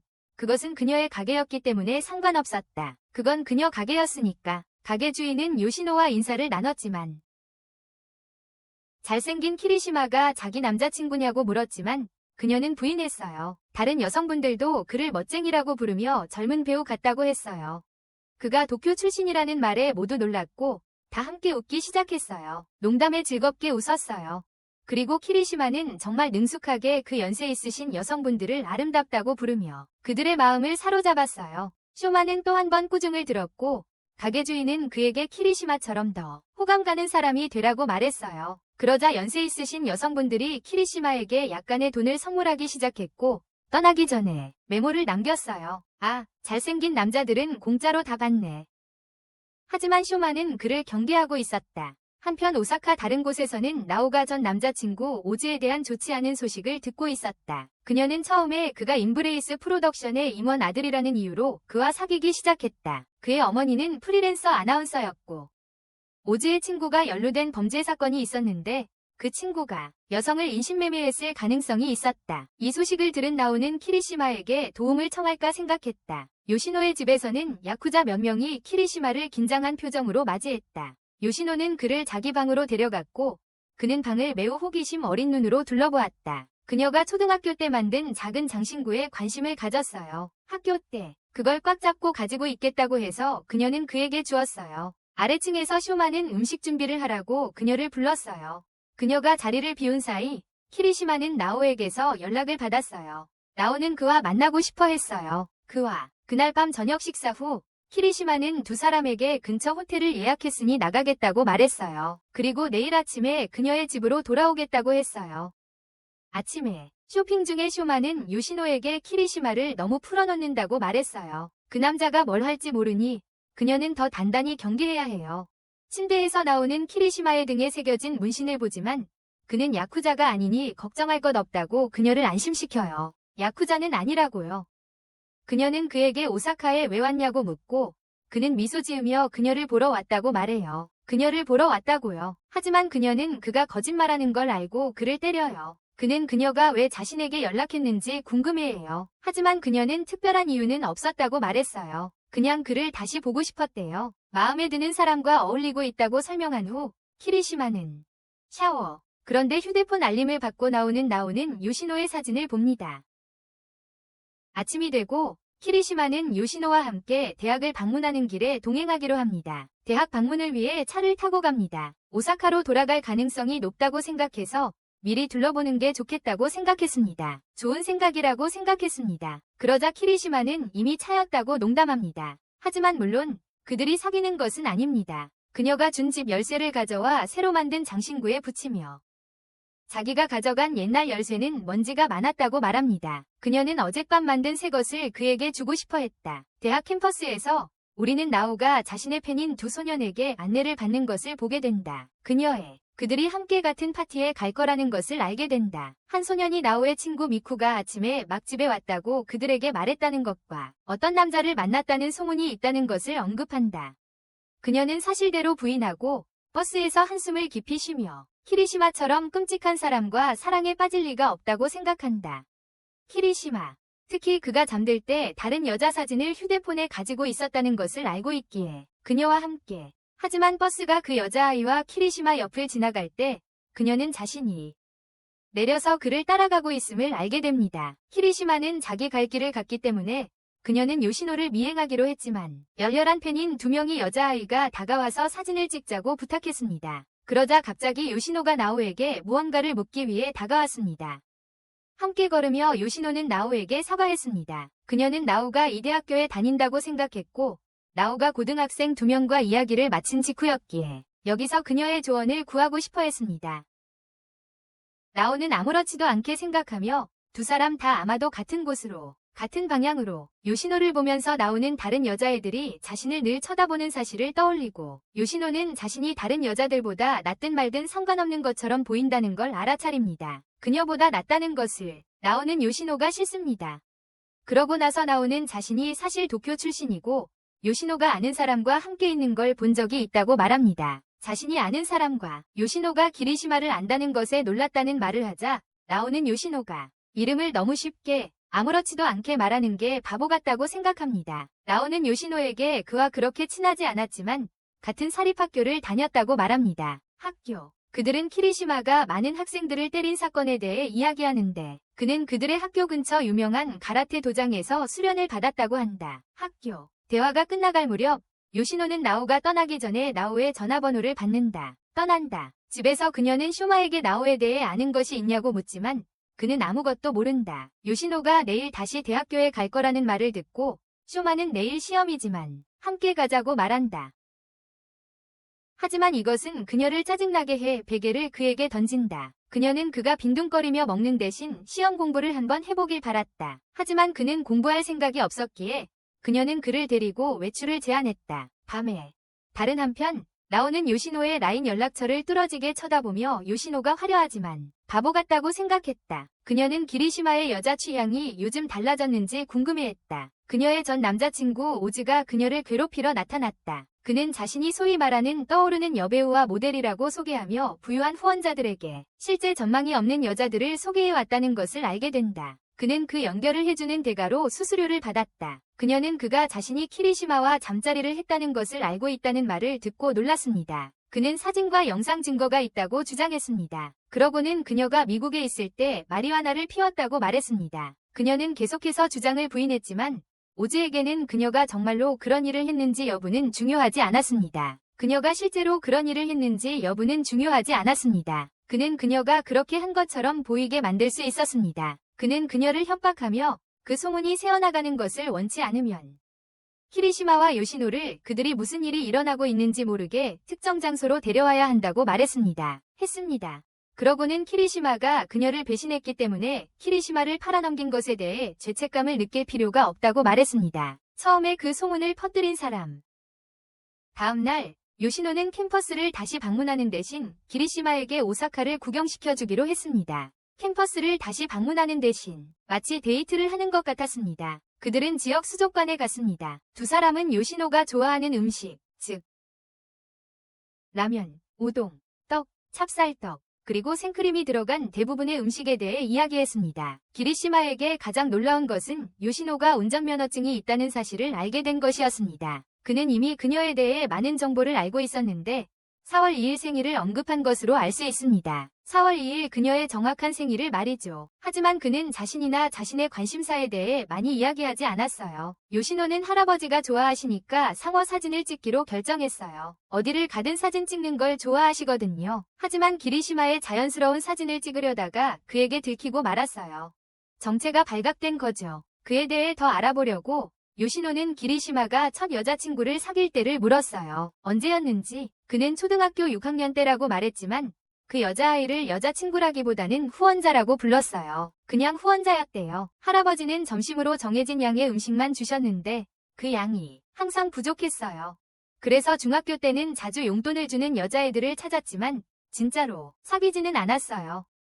취미나 좋아하는 음식 같은 걸 이야기하는데 키리시마는 마치 중매결혼 상대를 만나는 기분이었어요. 하지만 요시노가 그렇게 물어본 건 바로 그 때문이었어요. 그런 것들을 서로 알아가는 과정을 건너뛰는 게 이상하다고 생각했던 거예요. 정략 결혼이었지만 여전히 결혼할 생각은 없었지만 그에 대해 아무것도 모르는 채로 있는 것도 공평하지 않다고 생각했어요. 어떻든 그녀는 남은 8개월을 기다려서 상황을 지켜보기로 마음먹었다. 끝까지. 그러자 그가 갑자기 그녀의 손을 잡아 놀라게 한다. 그리고 이제 두 사람의 얼굴은 가까이 다가온다. 하지만 그가 자신의 마음을 말하기 전에 기리시마의 휴대폰에 전화가 온다. 그는 사과하지만 갑작스러운 일 때문에 자리를 비워야 한다. 그녀의 집으로 돌아와 요시노는 쇼마에게 기리시마가 갑자기 간 이유를 설명한다. 그래서 그는 기리시마가 있는 호텔 건물을 감시하겠다고 제안한다. 하지만 요시노에게 갑자기 메시지가 와서 그녀는 직접 처리하기로 한다. 이를.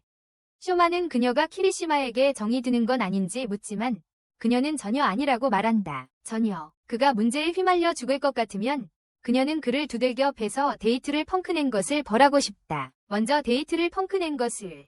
이제 우리는 키리시마 호텔 방 창가에 앉아있는 그녀를 본다. 그는 그녀를 위로하려 하는데 그녀가 얼마나 우울해 보였는지 이야기하며 이제 그녀가 얼마나 바쁜지보다 더 중요하다고 말한다. 그가 얼마나 바빴는지보다 더 중요하다고. 그래서 그녀는 자신이 요시노보다 더 중요한지 질문하고 두 사람이 어제 대학에서 만났다는 것을 언급한다. 그런데 어제 대학에서 만났다. 하지만 그는 이미 알고 있었다는 것을 알고 그녀는 충격을 받았다. 둘이 연락처를 교환했다는 사실에 그냥 놀랐던 거예요. 하지만 이제 그의 말투는 더욱 거만해졌습니다. 두 소녀가 서로 마주칠 것이라고 예상했을 때 그는 그곳에 있었다. 며칠 전 샤워할 때 그는 자신에게 문자 메시지를 보냈어요. 라오가 볼 거라는 걸 알고서요. 그것을 보고 요시노의 화면 보호기를 보세요. 라오는 화가 났다. 그녀는 키리시마가 죽기를 원했다. 하지만 모든 것이 그의 계획대로 진행되고 있었다. 그와 오즈는 여성들을 이용해 돈을 벌기 위해 많은 일을 했습니다. 하지만 여자들의 성적인 영상을 찍고 그들을 이용했던 건 오즈였습니다. 사라져. 오즈가 자기 등 뒤에서 꾸미는 걸 그는 좋아하지 않았다. 하지만 그는 오즈가 이미 나오를 이용해서 자신에게 접근하려 하고 나오를 팔아넘기려 한다는 것을 알고 있었다. 키리시마는 옷을 입고 나오에게 오즈가 자신을 원하는 곳으로 데려오라고 말했다. 그는 오늘 밤 모든 것을 해결하려 했다. 그러자 나오는 요시노 걱정을 하며 이미 요시노에게 갈 곳을 알려주는 메시지를 보냈다고 말했다. 메시지를. 하지만 그는 요시노의 휴대폰을 복사해 두었고 요시노에게 다른 곳으로 가라고 말했기 때문에 걱정하지 않았다. 다른 곳으로. 하지만 그가 예상치 못한 것은 요시노가 그에게 전화를 걸어 정확히 오즈가 있던 곳이었어요. 오즈 옆에는 이화에서 키리시마에게 두들겨 맞았던 두 남자가 앉아 있었어요. 오즈가 자신이 나오에게 키리시마와 요시노를 자기가 빌린 창고로 데려오라고 했던 걸 설명하자 두 남자는 화가 났어요. 그들을 정말 빡치게 했던 건 오즈가 자기 부하들이 키리시마를 제압할 수 있다고 믿지 않았다는 거였어요. 하지만 키리시마에게 맞은 후 흰 티셔츠를 입은 남자가 한 달 동안 병원에 입원했던 걸 생각하면 당연한 거였어요. 키리시마가 그를 때린 날 이후로요. 오즈는 현재 키리시마가 머무는 호텔을 감시하고 있었고 라오에게 키리시마를 밤 10시까지 창고로 데려오라고 했어요. 그때 갑자기 오즈 옆에 있던 빨간 머리 건달이 아자미가 오사카에 도착했다고 말합니다. 오사카에. 오즈는 그 남자에 대한 소식을 특별히 듣고 싶어 하지 않았습니다. 전화 너머로 요시노는 시오리 아카자에게 고용된 건달들에게 일어난 일을 요약합니다. 시오리 아카자. 그 건달들은 아카자와 키리시마에게 원한이 있는 것 같고 그래서 도쿄에서 오사카까지 온 겁니다. 도쿄에서 오사카까지. 그녀는 어제 나오와 연락처를 교환한 후 오즈가 임대하는 고베 저택을 감시했습니다. 키리시마는 그 장소를 알고 있었고 나오에게 그들이 거기에 있다는 내용의 메모를 건넸습니다. 떠나요. 하지만 요시노가 빨간 머리에 파마한 남자를 봤다는 말을 듣고 그는 조금 불안해졌어요. 그리고 요시노에게 집으로 돌아가라고 말했어요. 그녀와 그가 전에 때렸던 남자들이 그녀를 알아볼 가능성이 높지만 기리시마가 그녀의 얼굴과 정보가 많이 퍼지지 않도록 노력했기 때문에 오즈는 그녀를 알아볼 가능성이 적였어요. 그녀의 얼굴과 정보가 많이 퍼지지 않았어요. 하지만 그녀는 그에게 자신의 명령대로 따르라고 말했어요. 자전거를 타던 쇼마는 요시노와 메시지를 확인하기 위해 멈추고 그녀가 자신을 따라오지 못하게 해서 화가 났어요. 그녀가 자신과 함께 가도록 허락하지 않았기 때문이에요. 그때 갑자기 기리시마에게 전화가 왔어요. 키리시마는 요시노에게 서쪽 지역의 한 노래방 211호 실을 숨으라고 했다고 설명합니다. 입니다. 쇼마에게도 지도 정보를 보냈습니다. 자신은 다른 일을 처리하는 동안 쇼마가 요시노를 데려가 주길 바랐습니다. 쇼마는 격분하며 요시노에게 무슨 일이 생기면 키리시마를 죽는 것보다 더한 꼴을 당하게 하겠다고 말합니다. 그래서 이제 두 사람 모두 가는 길에 있었습니다. 저택으로 돌아와 오즈가 아자미를 매우 불안한 표정으로 맞이하는 것을 보게 됩니다. 아자미는 거의 표정 변화 없이 눈만 움직여 오즈를 봅니다. 이것만으로도 오즈는 공포에 질려 움츠러들었습니다. 아자미가 떠난 후 요시노가 오즈에게 기쁘게 다가가 자신을 기억하는지 묻습니다. 그녀를 기억하는지 묻습니다. 그녀는 마이스즈키라는 가명으로 활동하며 두 사람이 마지막으로 만난 때를 설명했다. 작년 호요대학교의 사교 행사에서 서로 만났습니다. 그는 그녀를 잘 기억하지 못한다고 인정하지만 계속해서 잡담을 나눕니다. 그는 소셜미디어를 통해 그녀의 것일지도 모르는 작은 계정을 찾았습니다. 그녀의 계정일지도 모르는 작은 계정을 찾았습니다. 그는 처음에 아마 키리시마가 그녀를 여기 보냈다고 생각했지만 그것을 부정했다. 그가 직접 오는 것이 더 그의 특징이라는 것을 알았다. 그는 그녀의 얼굴은 별로였지만 몸매에는 확실히 관심이 있었습니다. 서구 지구의 가라오케 바에서 나오는 안에 앉아있으면서 일어났던 일을 이야기하고 있다. 일어난 일을 키리시마는 자신이 가는 곳이 안전하지 않아서 나오를 여기로 데려왔다. 그는 요시노의 전화에서 나오의 번호를 차단했어야 했다고 생각했지만 이제는 직접 입력해야 했다. 요시노를 안전하게 지키기 위한 추가 작업입니다. 그때 쇼마가 끼어들어 요시노가 없어진 것에 화가 나서 짜증을 냈다. 나오는 키리시마가 준 복제폰을 그에게 건네주고 끝내려고 했다. 하지만 쇼마는 나오를 데리고 가려 했다. 방 밖에서 나오를 미행하던 깡패들이 키리시마의 행방을 묻고 있었다. 그리고 쇼마는 그들이 키리시마와 요시노를 해치우려 한다는 말을 듣는다. 그가 즉시 그중 한 명이 무릎을 쳤다. 그는 어떤 잡것들이 요시노의 이름을 위협적으로 말하는 것을 용납하지 않을 거였다. 다른 한 명이 곤봉을 휘두르며 달려들었지만 쇼마는 가볍게 피했다. 그리고 그를 제압했다. 그러고는 쇼마는 헤드락을 걸려는 또 다른 한 명을 주먹으로 날려 그를 쓰러뜨렸다. 그러자 아까 그 빨간 머리 남자가 갑자기 첫 번째 남자를 제압하고 나오를 보고는 귀엽다고 말하며 저녁 식사에 초대했다. 쇼마가 나오를 데리고 가려고 잡아끌자 빨간 머리 남자는 그가 키리시마냐고 물었고 쇼마는 그에게 입 다물라고 하고 곱슬이라고 불렀다. 둘이서 난투극을 벌이고 있었어요. 빨간 머리 남자가 쇼마를 때려 눕혔어요. 자기 파마머리가 얼마나 잘 나왔는지 신경 쓰던 참이라서 화가 났던 거죠. 파마가 얼마나 잘 나왔는지에 신경 쓰던 참이었거든요. 하지만 쇼마는 신경 안 썼어요. 요시노는 그 자리에서 무알콜 음료를 마시며 미쳐가고 있었어요. 오즈는 술을 좀 많이 마신 데다 전화가 와서 자리를 비키기로 결정한다. 전에 만났던 깡패들에게서 전화가 와서 기리시마가 사라졌다는 걸 알게 됐어요. 요시노는 오즈를 쫓아가려다가 갑자기 기리시마에게서 전화가 왔어요. 둘은 서로에게 자기 쪽 상황을 이야기했고 요시노는 오즈와 자신이 오사카와 도쿄에서 여자들을 인신매매했다는 사실에 특히 화가 났어요. 고배, 자기 영역을 침범한다고 정말 화를 냅니다. 그래서 수족관에서 못했던 말을 하기로 합니다. 올해 11월 13일에 18살이 된다고 합니다. 전에는 아무에게도 생일을 말한 적이 없대요. 음식을 좋아하는 것도 싫어하는 것도 없었지만 그녀와 함께 먹는 것을 좋아했고 취미도 없었지만 그녀가 취미가 있다면 함께 하고 싶어 했대요. 18살이 되는 날 그녀에게 청혼을 하는데 완전히 놀랍니다. 하지만 키리시마는 그들이 서로에게 맞는다고 충분히 납득했습니다. 이런 상황에서 누가 결혼 제안을 받아들이겠어. 하지만 키리시마는 요시노를 누구보다 사랑했기에 가능하다고 생각했어. 세상 누구보다도. 그리고 자신 외에는 그녀에게 맞는 남자는 없다고 믿었지. 그래서 당장 결혼할 수 없으니 커플이 되는 내기를 했어. 그 순간에는 자정전에 오즈와 폭력배들을 처리하고 그 후 게임에서 그녀를 이기면 자기 여자친구가 되어주겠다는 거였어. 불꽃놀이 행사장을 거니는 시민들 속에서 요시노는 자신의 목표를 발견할 수 있었어. 그를 따라잡기 위해 그녀는 화가 나서 치마를 찢어 더 잘 뛰려고 하지만 비싼 거였기에 짜증이 난다. 한편 폭력배들은 키리시마를 찾아 사방팔방을 뒤지고 있다. 하지만 그는 2명을 기습하고 1명을 잔혹하게 식문한다.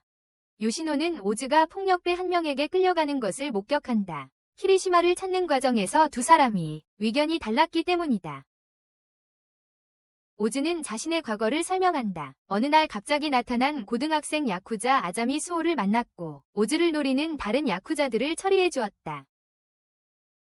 적대 조직은 사라졌다. 사망이 확인된 것은 아니지만 완전히 자취를 감췄다. 아자미로부터 추가 제한은 없었고 그 또한 오즈에게 돈을 요구하지 않았습니다. 1년이 그렇게 지났습니다. 오즈는 아자미가 누구인지 알아내려고 최선을 다했지만 어떤 정보도 나오지 않았습니다. 그러다가 오랜 시간이 흐른 후 그는 갑자기 오즈에게 부탁을 하러 나타났습니다. 그 폭력배는 오즈의 경고를 무시하고 머리로 들이받은 후 엿듣고 있던 사람을 불렀는데 그 사람은 요시노였습니다. 다른 한편 키리시마는 자신이 신문한 폭력배에게 그의 동료들에게 전화를 걸어 위치를 알려주도록 했습니다. 그리고 그들의 위치를 그는 전화 너머로 웃으며 자신의 GPS 위치를 바로 보냈습니다. 그 폭력배에게 일일이 쫓아다니는 건 너무 번거롭다고 말하며 그는 그 폭력배를 약간 가지고 놀면서 시오리와의 일 이후에도 언제든지 그들을 끝낼 수 있었지만 그들이 일본에서 계속 사업을 하도록 내버려 두었다는 것을 알려줍니다. 그냥 즉흥적으로 그는 이제 오늘 밤 그들을 모두 끝내기로 결심했습니다. 요시노가 있던 곳으로 돌아가 보니 폭력배는 여전히 그녀를 부르고 있으며 그녀를 키리시마로 착각하고 있습니다. 그녀가 바로 나오자 폭력배는 즉시 자신과 그의 동료들이 키리시마 앞에서 그녀를 죽이기 전에 그녀를 겁탈할 것이라고 위협합니다. 키리시마 앞에서 그가 공격하려는 순간 갑자기 정전이 됩니다. 키리시마가 몰래 해왔던 일이 있었어요. 이 기회를 타서 요시노가 공격했지만 그건 깡패에게는 통하지 않았고 요시노의 얼굴을 직접 때렸어요. 그러고 나서 마무리하려고 했지만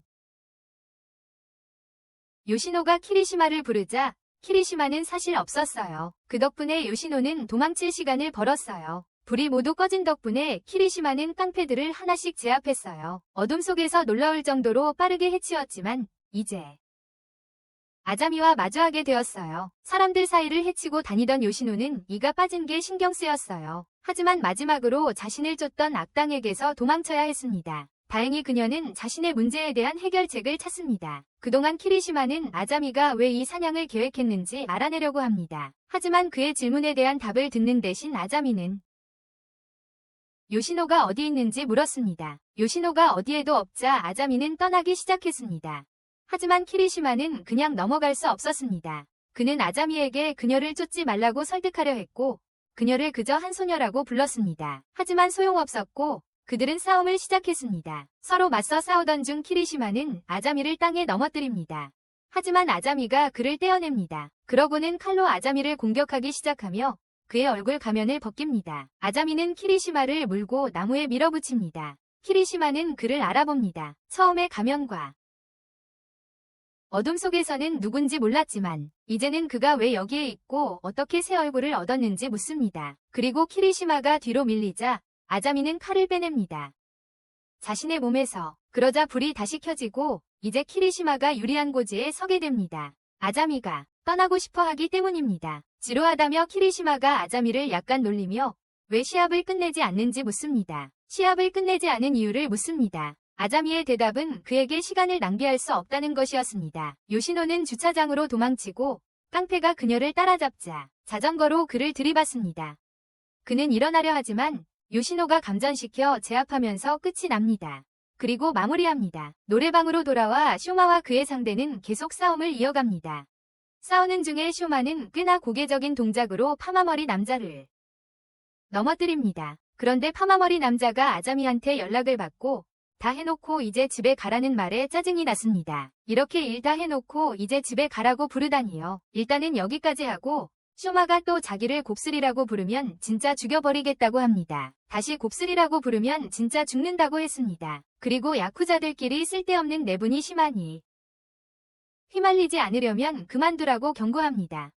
행사장에서는 오즈가 얼굴에 피를 흘리며 일어서는데 이제 요시노와 키리시마와 마주하게 됩니다. 얼굴에 피를 흘리며 요시노와 키리시마와 마주쳤습니다. 술집에서 키리시마는 요시노의 반대에도 불구하고 치마를 끄매라고 고집합니다. 속옷이 보이는 걸 절대 막고 싶었던 겁니다. 그녀는 그가 어떻게 바늘을 구했는지 궁금했고 그는 방금 전에 갔던 편의점 봉투를 보여주었다. 편의점에서 얼음찜질 팩도 사왔다. 그녀의 얼굴에 찜질을 해주려고. 하지만 그녀는 괜찮았지만 그는 아니었다. 누가 그녀의 아름다운 얼굴을 때렸다는 게 믿기지 않았다. 그녀는 그 야쿠자를 두들겨 팬 후에 그 일을 잊으라고 그에게 일깨워주었다. 이번에는 그 남자가 정말 죽었을지도 몰라. 하지만 오즈는 즐겁게 농담할 기분이 아니었다. 요시노는 모든 인신매매가 이루어졌던 오즈의 아파트 건물 위치를 말했다. 거기서 모든 일이 일어났었다. 키리시마조차 몰랐으니 정확한 위치를 알아내는데 많은 노력이 필요했습니다. 키리시마도 몰랐으니까요. 하지만 3시간의 감시 끝에 요시노는 도쿄 번호판을 단 차를 발견했습니다. 그 차를 따라 호텔까지 갔는데 거기서 오즈와 아카자 시오리와 함께 있던 폭력배들이 만났던 거였습니다. 요시노는 오즈가 그들과 무슨 관계인지 몰랐지만 도쿄에서 여기까지 온 걸 보면 키리시마와 관련된 일일 가능성이 높았습니다. 요시노의 간결한 설명에도 불구하고 키리시마는 자신이 오즈를 외식하게 만들었다는 사실에 기분이 좋지 않았습니다. 마침내 오즈가 말을 꺼냈고 어떤 잘못도 부인했습니다. 그냥 키리시마가 과거에 연애 경험이 있었다는 걸 알게 되었다는 말만 했어요. 그러면서 다시 친해지는 것 같아서 걱정된다고 말했죠. 키리시마는 요시노 앞에서 그 말에 당황했어요. 나오와 쇼마가 도착하자 그는 계속 자신의 결백을 주장하며 횡설수설했어요. 그녀는 그가 더 나아가는 것을 막고 이야기를 들어야 했어요. 키리시마는 오즈가 불법적인 일을 하면서도 흔적을 남기지 않는 선을 걷는 걸 보고 꽤 인상 깊었다고 말했어요. 그는 오즈에게서 뭔가를 잡아내려고 했지만 쓸만한 걸 찾을 수 없었어요. 아무것도. 하지만 오즈가 아무리 조심해도 그의 가족은 그렇지 못했어요. 키리시마는 오즈의 아버지가 대기업 간부였다는 것을 알고 있었고 어머니는 프리랜서 아나운서로 이번 가을부터 뉴스 프로그램에 메인 뉴스 진행자 자리를 맡게 되었다는 것을 말했어요. 그들은 이상적인 가족이었죠. 하지만 키리시마가 오즈의 어머니가 다른 남자와 성관계를 갖는 영상을 보여주면서 그 이상은 아니었죠. 그녀는 오즈의 아버지에게 일한다는 거짓말을 했어요. 그리고 영상 속 남자는 그녀의 몸을 보고 대학생 아들이 있다는 게 믿기지 않는다고 감각적으로 속삭였어요. 오즈는 분노에 차서 휴대폰을 집어던졌습니다. 키리시마는 잘못된 일이라는 걸 알았지만 이 일을 계획했어요. 자기가 늘 여자들을 같은 목적으로 이용했던 걸 생각하면 오즈가 화낼 입장이 아니라고 생각했죠. 항상 말이죠. 키리시마가 한 건 자기 어머니에게 같은 종류의 만남을 주선해준 것뿐이에요. 업보라는 거지. 자기야. 키리시마가 원했던 건 오즈가 자신이 가지고 있는 모든 스캔들 자료를 없애고 그녀에게 다시는 연락하지 않는 거였어요. 그 후에야 오즈 어머니의 스캔들 영상을 어떻게 할지 생각해 볼 거예요. 하지만 오즈는 아직 끝내지 않았어요. 그의 다음 수는 야쿠자에게 협박당했다고 경찰에 신고하는 거였어요. 그는 키리시마와 요시노의 인생을 쉽게 망칠 수 있다고 생각했습니다.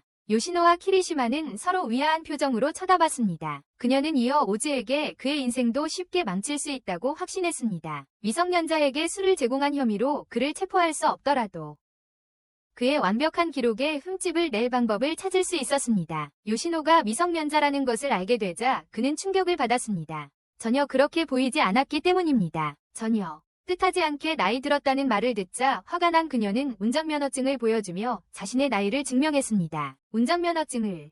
게다가 그는 모든 것을 잘못 이해하고 있다고 덧붙였습니다. 자기 평판이 망가질까 걱정하는 사람들은 오즈처럼 이를 게 많은 사람들이었죠. 요시노는 버릴 게 하나도 없었고 진심이었어요. 오즈는 화가 났지만 패배를 인정했죠. 그리고 이제 뒤에서 녹음한 것이 그가 약속을 지키도록 만들 거예요. 이벤트가 끝나고 요시노는 오랜만에 쇼마가 맞은 걸 보고 좀 걱정했어요.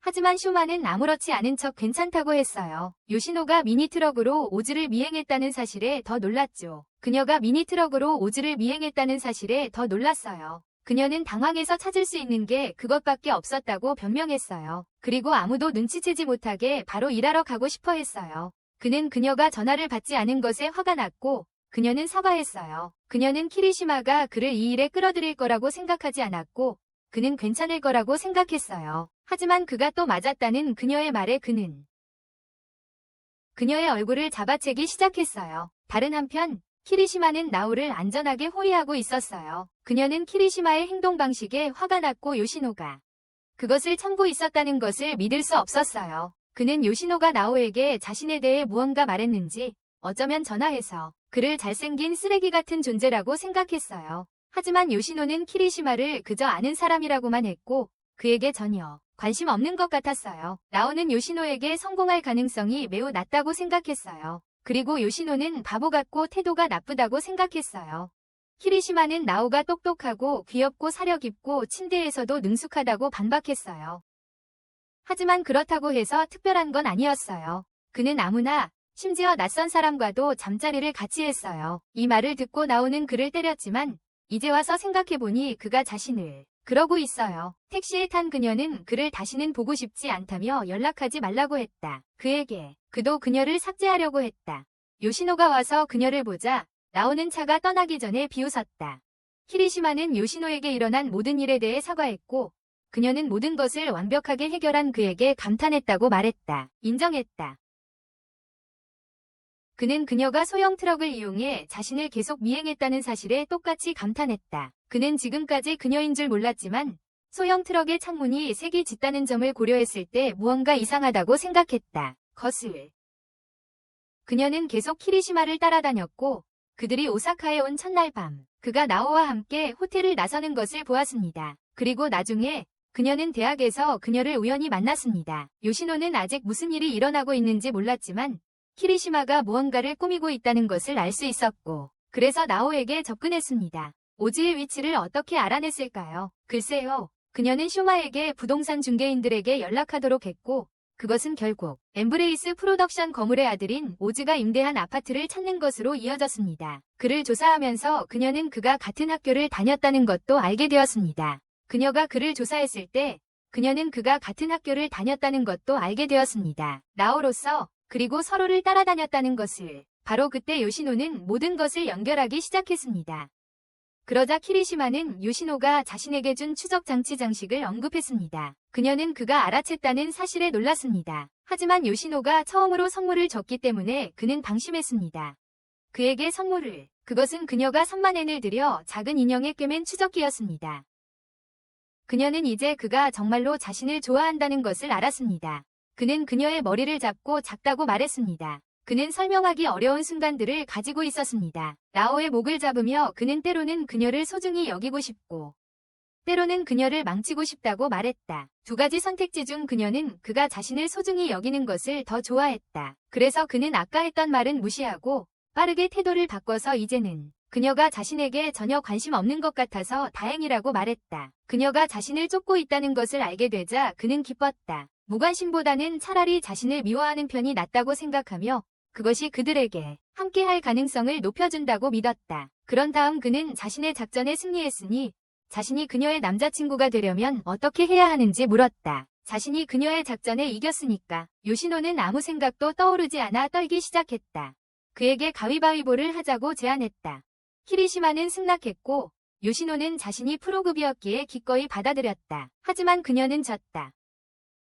그래서 그는 이제 그녀의 남자친구가 된 것을 자축하고 있었다. 하지만 그녀는 거절하며 3판 2선승제를 요구했지만 다시 졌다. 하지만 다른 곳에서는 어떤 수수께끼의 남자가 그들이 오사카에 있다는 소식을 듣고 기뻐했다. 그들을 처리할 준비가 되었기 때문이다. 모두가 요시노 아버지의 묘소에 조문을 올리는 가운데 렌지는 사케 한 병을 올려놓았다. 렌지 말로는 요시노 아버지는 사케를 실제로 좋아하시지 않았대. 숙취가 무서워서 그랬을 거라고 덧붙였어. 아버지가 19살에 결혼하셨다는 말을 듣고 지금 자신보다 1살밖에 더 많지 않다는 걸 알게 되었어. 뒤에 키리시마가 보여서 긴장했어. 스바키와 함께 장례식 후 걸어가면서 요시노는 할아버지께서 화장을 했기 때문에 얼굴이 얼마나 망가졌는지 눈치채지 못하셨다는 사실에 안도감을 표했어. 하지만 나중에 치과에 들러서 빠진 이를 다시 붙여야 했어. 빠진 이빨을 말이야. 키리시마가 갑자기 가방을 잡더니 요시노에게 기꺼이 들어주겠다고 했어. 그러자 츠바키는 둘이 렌지에게 공원에서 있었던 일을 비밀로 지킬 수 있어서 다행이라고 생각하는 것 같다고 지적했지만 쇼마는 여전히 화가 날지도 모른다고 덧붙였다.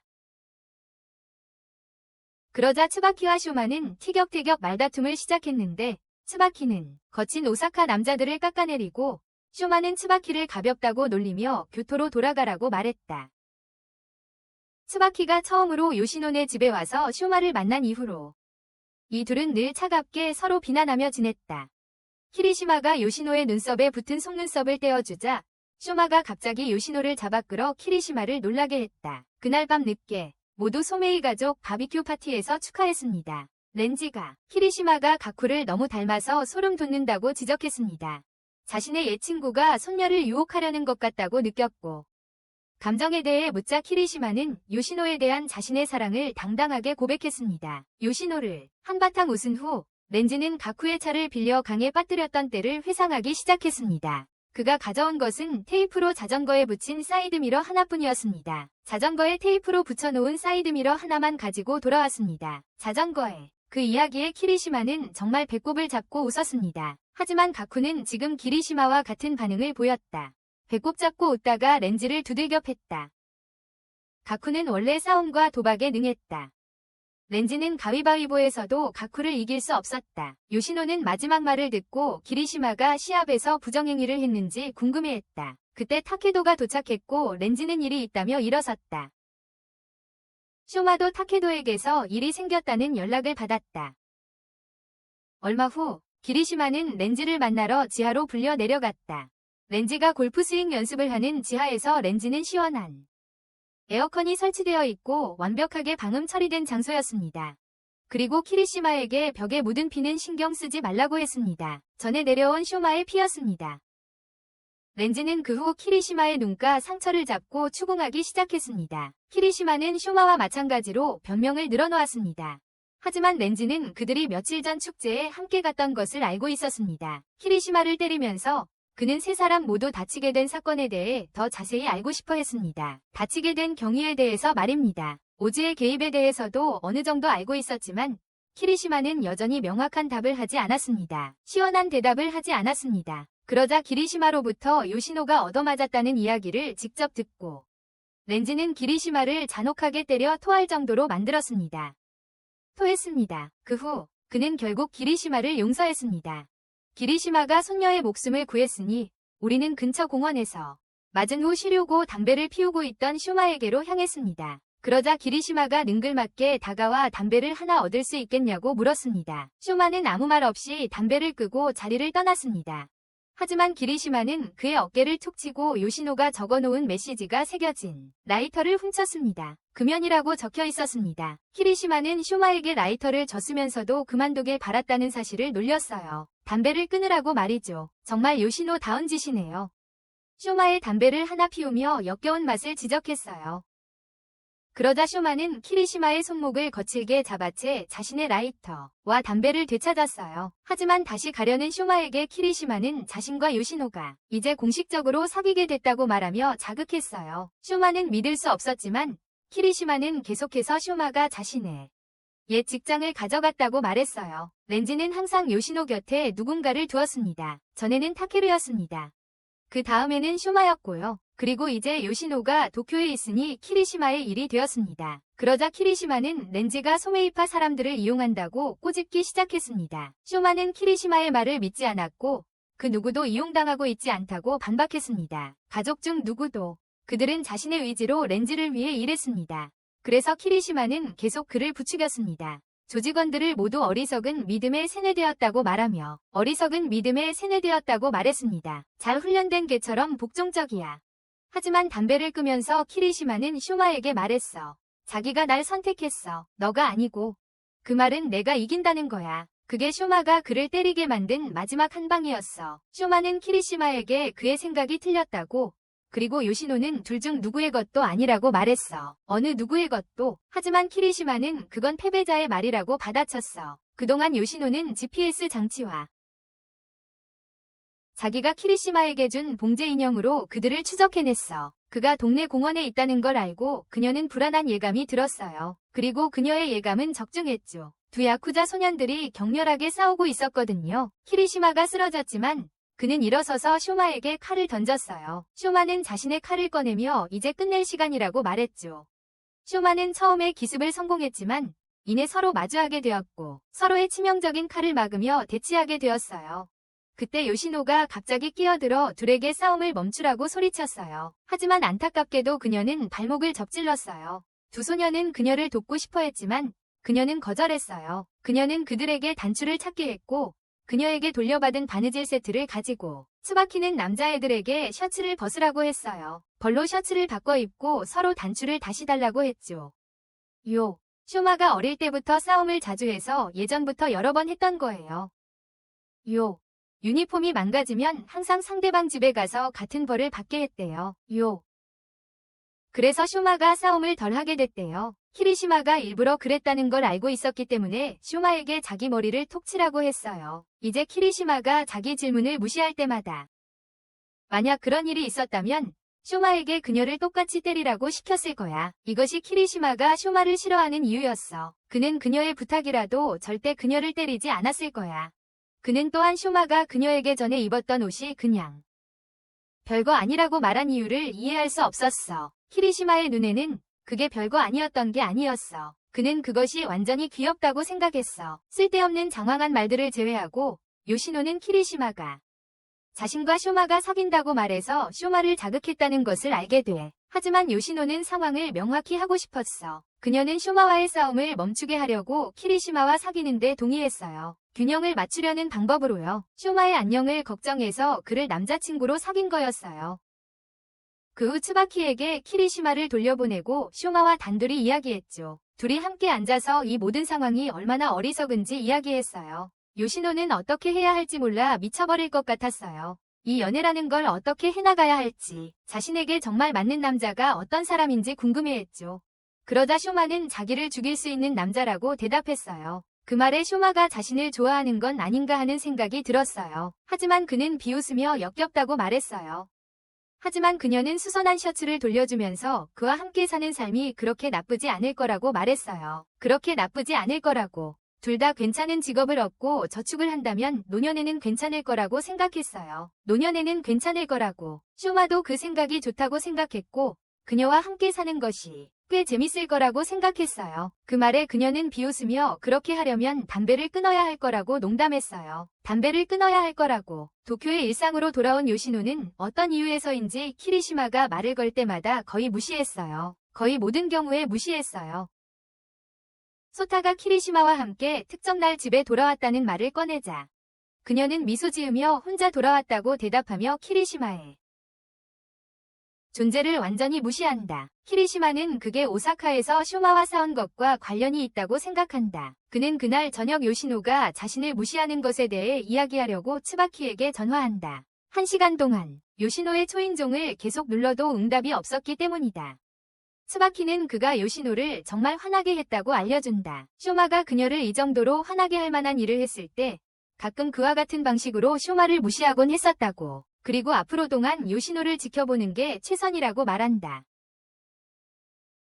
다음 날 아침, 그는 요시노에게 치쿠하부를 가져다 주려 했습니다. 그런 다음 레몬 커스터드가 든 마들렌을 권했습니다. 저녁이 되자 그는 그녀를 위해 케이크를 만들었고 여전히 그녀를 만나고 싶어하며 소리치며 그녀와 이야기하지 못해서 죽을 것 같다고 웃으며 말했습니다. 그는 지난 48시간 동안 요시노를 전혀 만나지 못해서 결국 우울해졌습니다. 그리고 그의 야쿠자 가족들은 그가 만든 디저트의 종류에 충격을 받았습니다. 처음에는 조금 재밌었지만 이제는 한 달 넘게 그녀에게 무시당할까봐 걱정하고 있습니다. 그는 미쳐가고 있으며 요시노가 특정 사람만 알아볼 수 있는 병에 걸린 것이 아니냐고 아오이에게 묻습니다. 그래서 아오이가 그에게 이성을 되찾으려고 했습니다. 폭풍이 몰아치기 시작하면서 키리시마는 다시 요시노에게 연락하려 했습니다. 그는 그녀의 문 앞에 앉아 비를 맞고 있었습니다. 요시노가 문을 열고 그가 무엇을 하고 있는지 물을 때까지. 하지만 그는 그녀의 아름다운 외모에 시선을 빼앗겼습니다. 그녀의 휴대폰 알람이 울렸습니다. 벌써 3일이나 되었다는 신호였고 그녀는 이제 이야기할 준비가 되었습니다. 말입니다. 하지만 그녀가 화난 이유를 이해해야만 했습니다. 물론 그는 이해하지 못했습니다. 그녀는 이제부터 쇼마에게 연락하는 것을 허락하지 않겠다고 분명히 했습니다. 그녀의 허락 없이는 쇼마가 먼저 시비를 걸었다 해도 키리시마는 맞서 싸울 수 없었어요. 바로 요시노는 놀랐지만 그는 즉시 꼬리를 내렸습니다. 즉 무시하는 방법이 정말 효과가 있었던 거죠. 그녀는 그와 진지하게 이야기하려 할 때마다 그는 늘 빈약한 사과만 했기 때문에 이 방법을 택했습니다. 그리고 그녀가 그에게 소리를 지르면 그는 항상 즐기는 것 같았어요. 그녀는 수건으로 그의 머리를 말리며 앞으로는 다른 사람들을 그의 일에 끌어들이지 말라고 말했습니다. 누군가를 끌고 간다면 차라리 자신이 되기를 바랐다. 다른 누구도 아닌 그는 그녀의 부탁을 받아들였다. 그러고는 갑자기 그녀를 들어올리며 아마노이와토 동굴에서 나온 태양의 여신과 비교하며 그녀의 아름다움을 감탄했다. 아마노이와토 동굴에서 나온 태양의 여신과 비교해서 말이다. 오랜만에 그녀를 보지 못했던 것은 그녀가 얼마나 아름다운지 다시금 깨닫게 해주었다. 정말 아름다웠다. 하루 종일 그녀를 바라봐도 좋을 것 같았다. 그는 또한 그녀가 자신이 사준 드레스를 입고 있는 것을 보고 기뻤다. 두 사람은 즐거운 대화를 나누었고 요시노는 자신이 혹시 팔아서 보석금으로 써야 할 경우를 대비해서 기리시마가 준 선물들을 보통 사용해요. 그의 잠재적인 보석금을 위해서요. 그녀는 그를 위해서만 일했고 다른 누구도 상상할 수 없었기 때문에 그와 똑같이 큰일 나는 건 아니야. 쇼마를 위해서 그런 건 아니었어요. 그가 어떻게 행동했든 그는 잘 살고 있었으니까요. 인생 잘 살고 있었거든요. 기리시마는 실제로 동의했어요. 그는 나이 든 사람들은 쇼마를 좋아하고 어린애들은 그를 우러러본다는 것을 알고 있었어요. 쇼마는 확실히 성실했고 필요하다면 사교적이기도 했어요. 그는 쇼마를 자신과는 달리 모범적인 야쿠자라고 생각했어요. 그는 아무도 자신을 믿지 않았기에 자신에게는 적합하지 않다고 생각했고 그 또한 다른 사람들을 믿지 않았습니다. 키리시마는 오랜 친구가 없었고 다른 남자들은 그를 결코 좋아하지 않았습니다. 그래서 그는 야쿠자를 되지 않으려 했습니다. 요시노는 키리시마가 쇼마에 대해 얼마나 세심하게 신경 쓰는지 듣고 충격을 받았습니다. 쇼마는 제쳐두고 그는 요시노와 함께 보내는 시간이 얼마나 즐거운지, 그녀가 얼마나 눈에 띄는지 이야기합니다. 마치 그의 눈에 그녀가 항상 희미하게 빛나는 것 같았습니다. 그러자 그녀는 그에게 자신보다 더 즐거운 사람을 만나면 어떻게 할 것이냐고 물었습니다. 하지만 그는 불가능하다고 답했습니다. 그들은 친구에 대해 이야기했는데 특히 키리시마는 진정한 친구가 없었기 때문에 더욱 그랬습니다. 단 한 명도. 요시노는 평범한 친구들과 함께 평범한 학교 생활을 했다고 그에게 말했다. 그때까지는 중학교 때 선배들이 그녀를 괴롭히기 시작했어요. 그녀의 키와 가족. 그들은 그녀가 스스로를 너무 과대평가한다고 생각했던 겁니다. 1학년 중반에 쇼마가 나타났고 그때부터 사람들은 그녀에게서 멀어졌습니다. 그에 대한 답으로 키리시마는 자신의 경험을 이야기하기 시작했습니다. 그가 진지하게 친구가 되려고 시도했던 적이 있었지만 잘 되지 않았어. 정말 잘 안 됐어. 요시노와 함께 자라서 어릴 적 친구가 될 수 있었으면 좋았을 거라고 생각했어. 그러자 요시노가 갑자기 그에게 말했어. 그래도 너는 이제 내 남자친구야. 그는 놀란 표정을 짓더니 맞아, 그런 애라며 웃었어. 내가 그런가 봐. 요시노는 연애가 어떤 건지 몰라서 그에게 이끌어달라고 부탁했어. 그는 손을 잡는 것부터 시작하자고 제안하며 그녀의 손을 내밀었어. 그는 자신의 크고 흉터투성이 손으로 그녀의 작고 차가운 손을 잡았어. 그녀의 손이 조금 거칠었기에 로션을 발라주겠다고 했어. 하지만 기리시마는 요시노의 손에 크림을 바르자 이상한 행동을 보였습니다. 요시노의 손바닥을 핥기 시작했고 요시노는 그에게 머리를 박았습니다. 그는 핸드크림이 생크림처럼 보였다며 사과했습니다.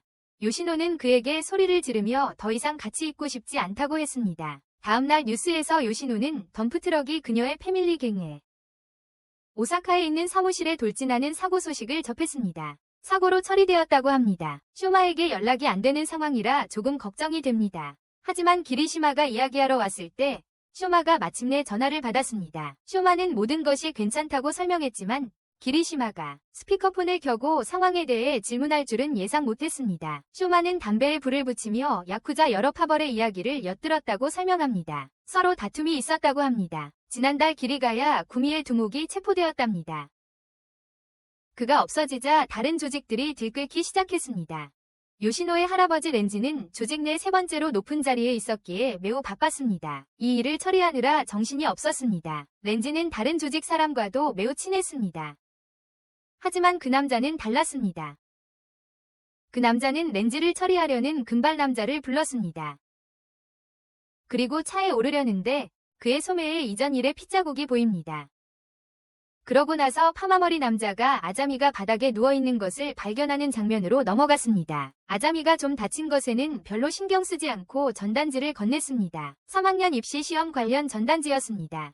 후에 키리시마가 디저트와 꽃을 사는 장면이 나옵니다. 요시노의 집에 들어가자 그녀가 바닥에 누워있는 것을 보고 갑자기 그것들을 떨어뜨립니다. 그녀가 그냥 자고 있었던 것을 알고 자신의 재킷을 그녀 위에 덮어줍니다. 그리고 옆에 누워 그녀를 멍하니 바라봅니다. 이게 무슨 결말이야. 더 발전시킬 부분이 너무 많고 무엇보다도 좀 아쉽네요. 이 기가 나온다면 제가 다룰 때를 위해 구독해주세요. 그리고 다음 영상도 봐주세요. 다음 영상에서 봐요.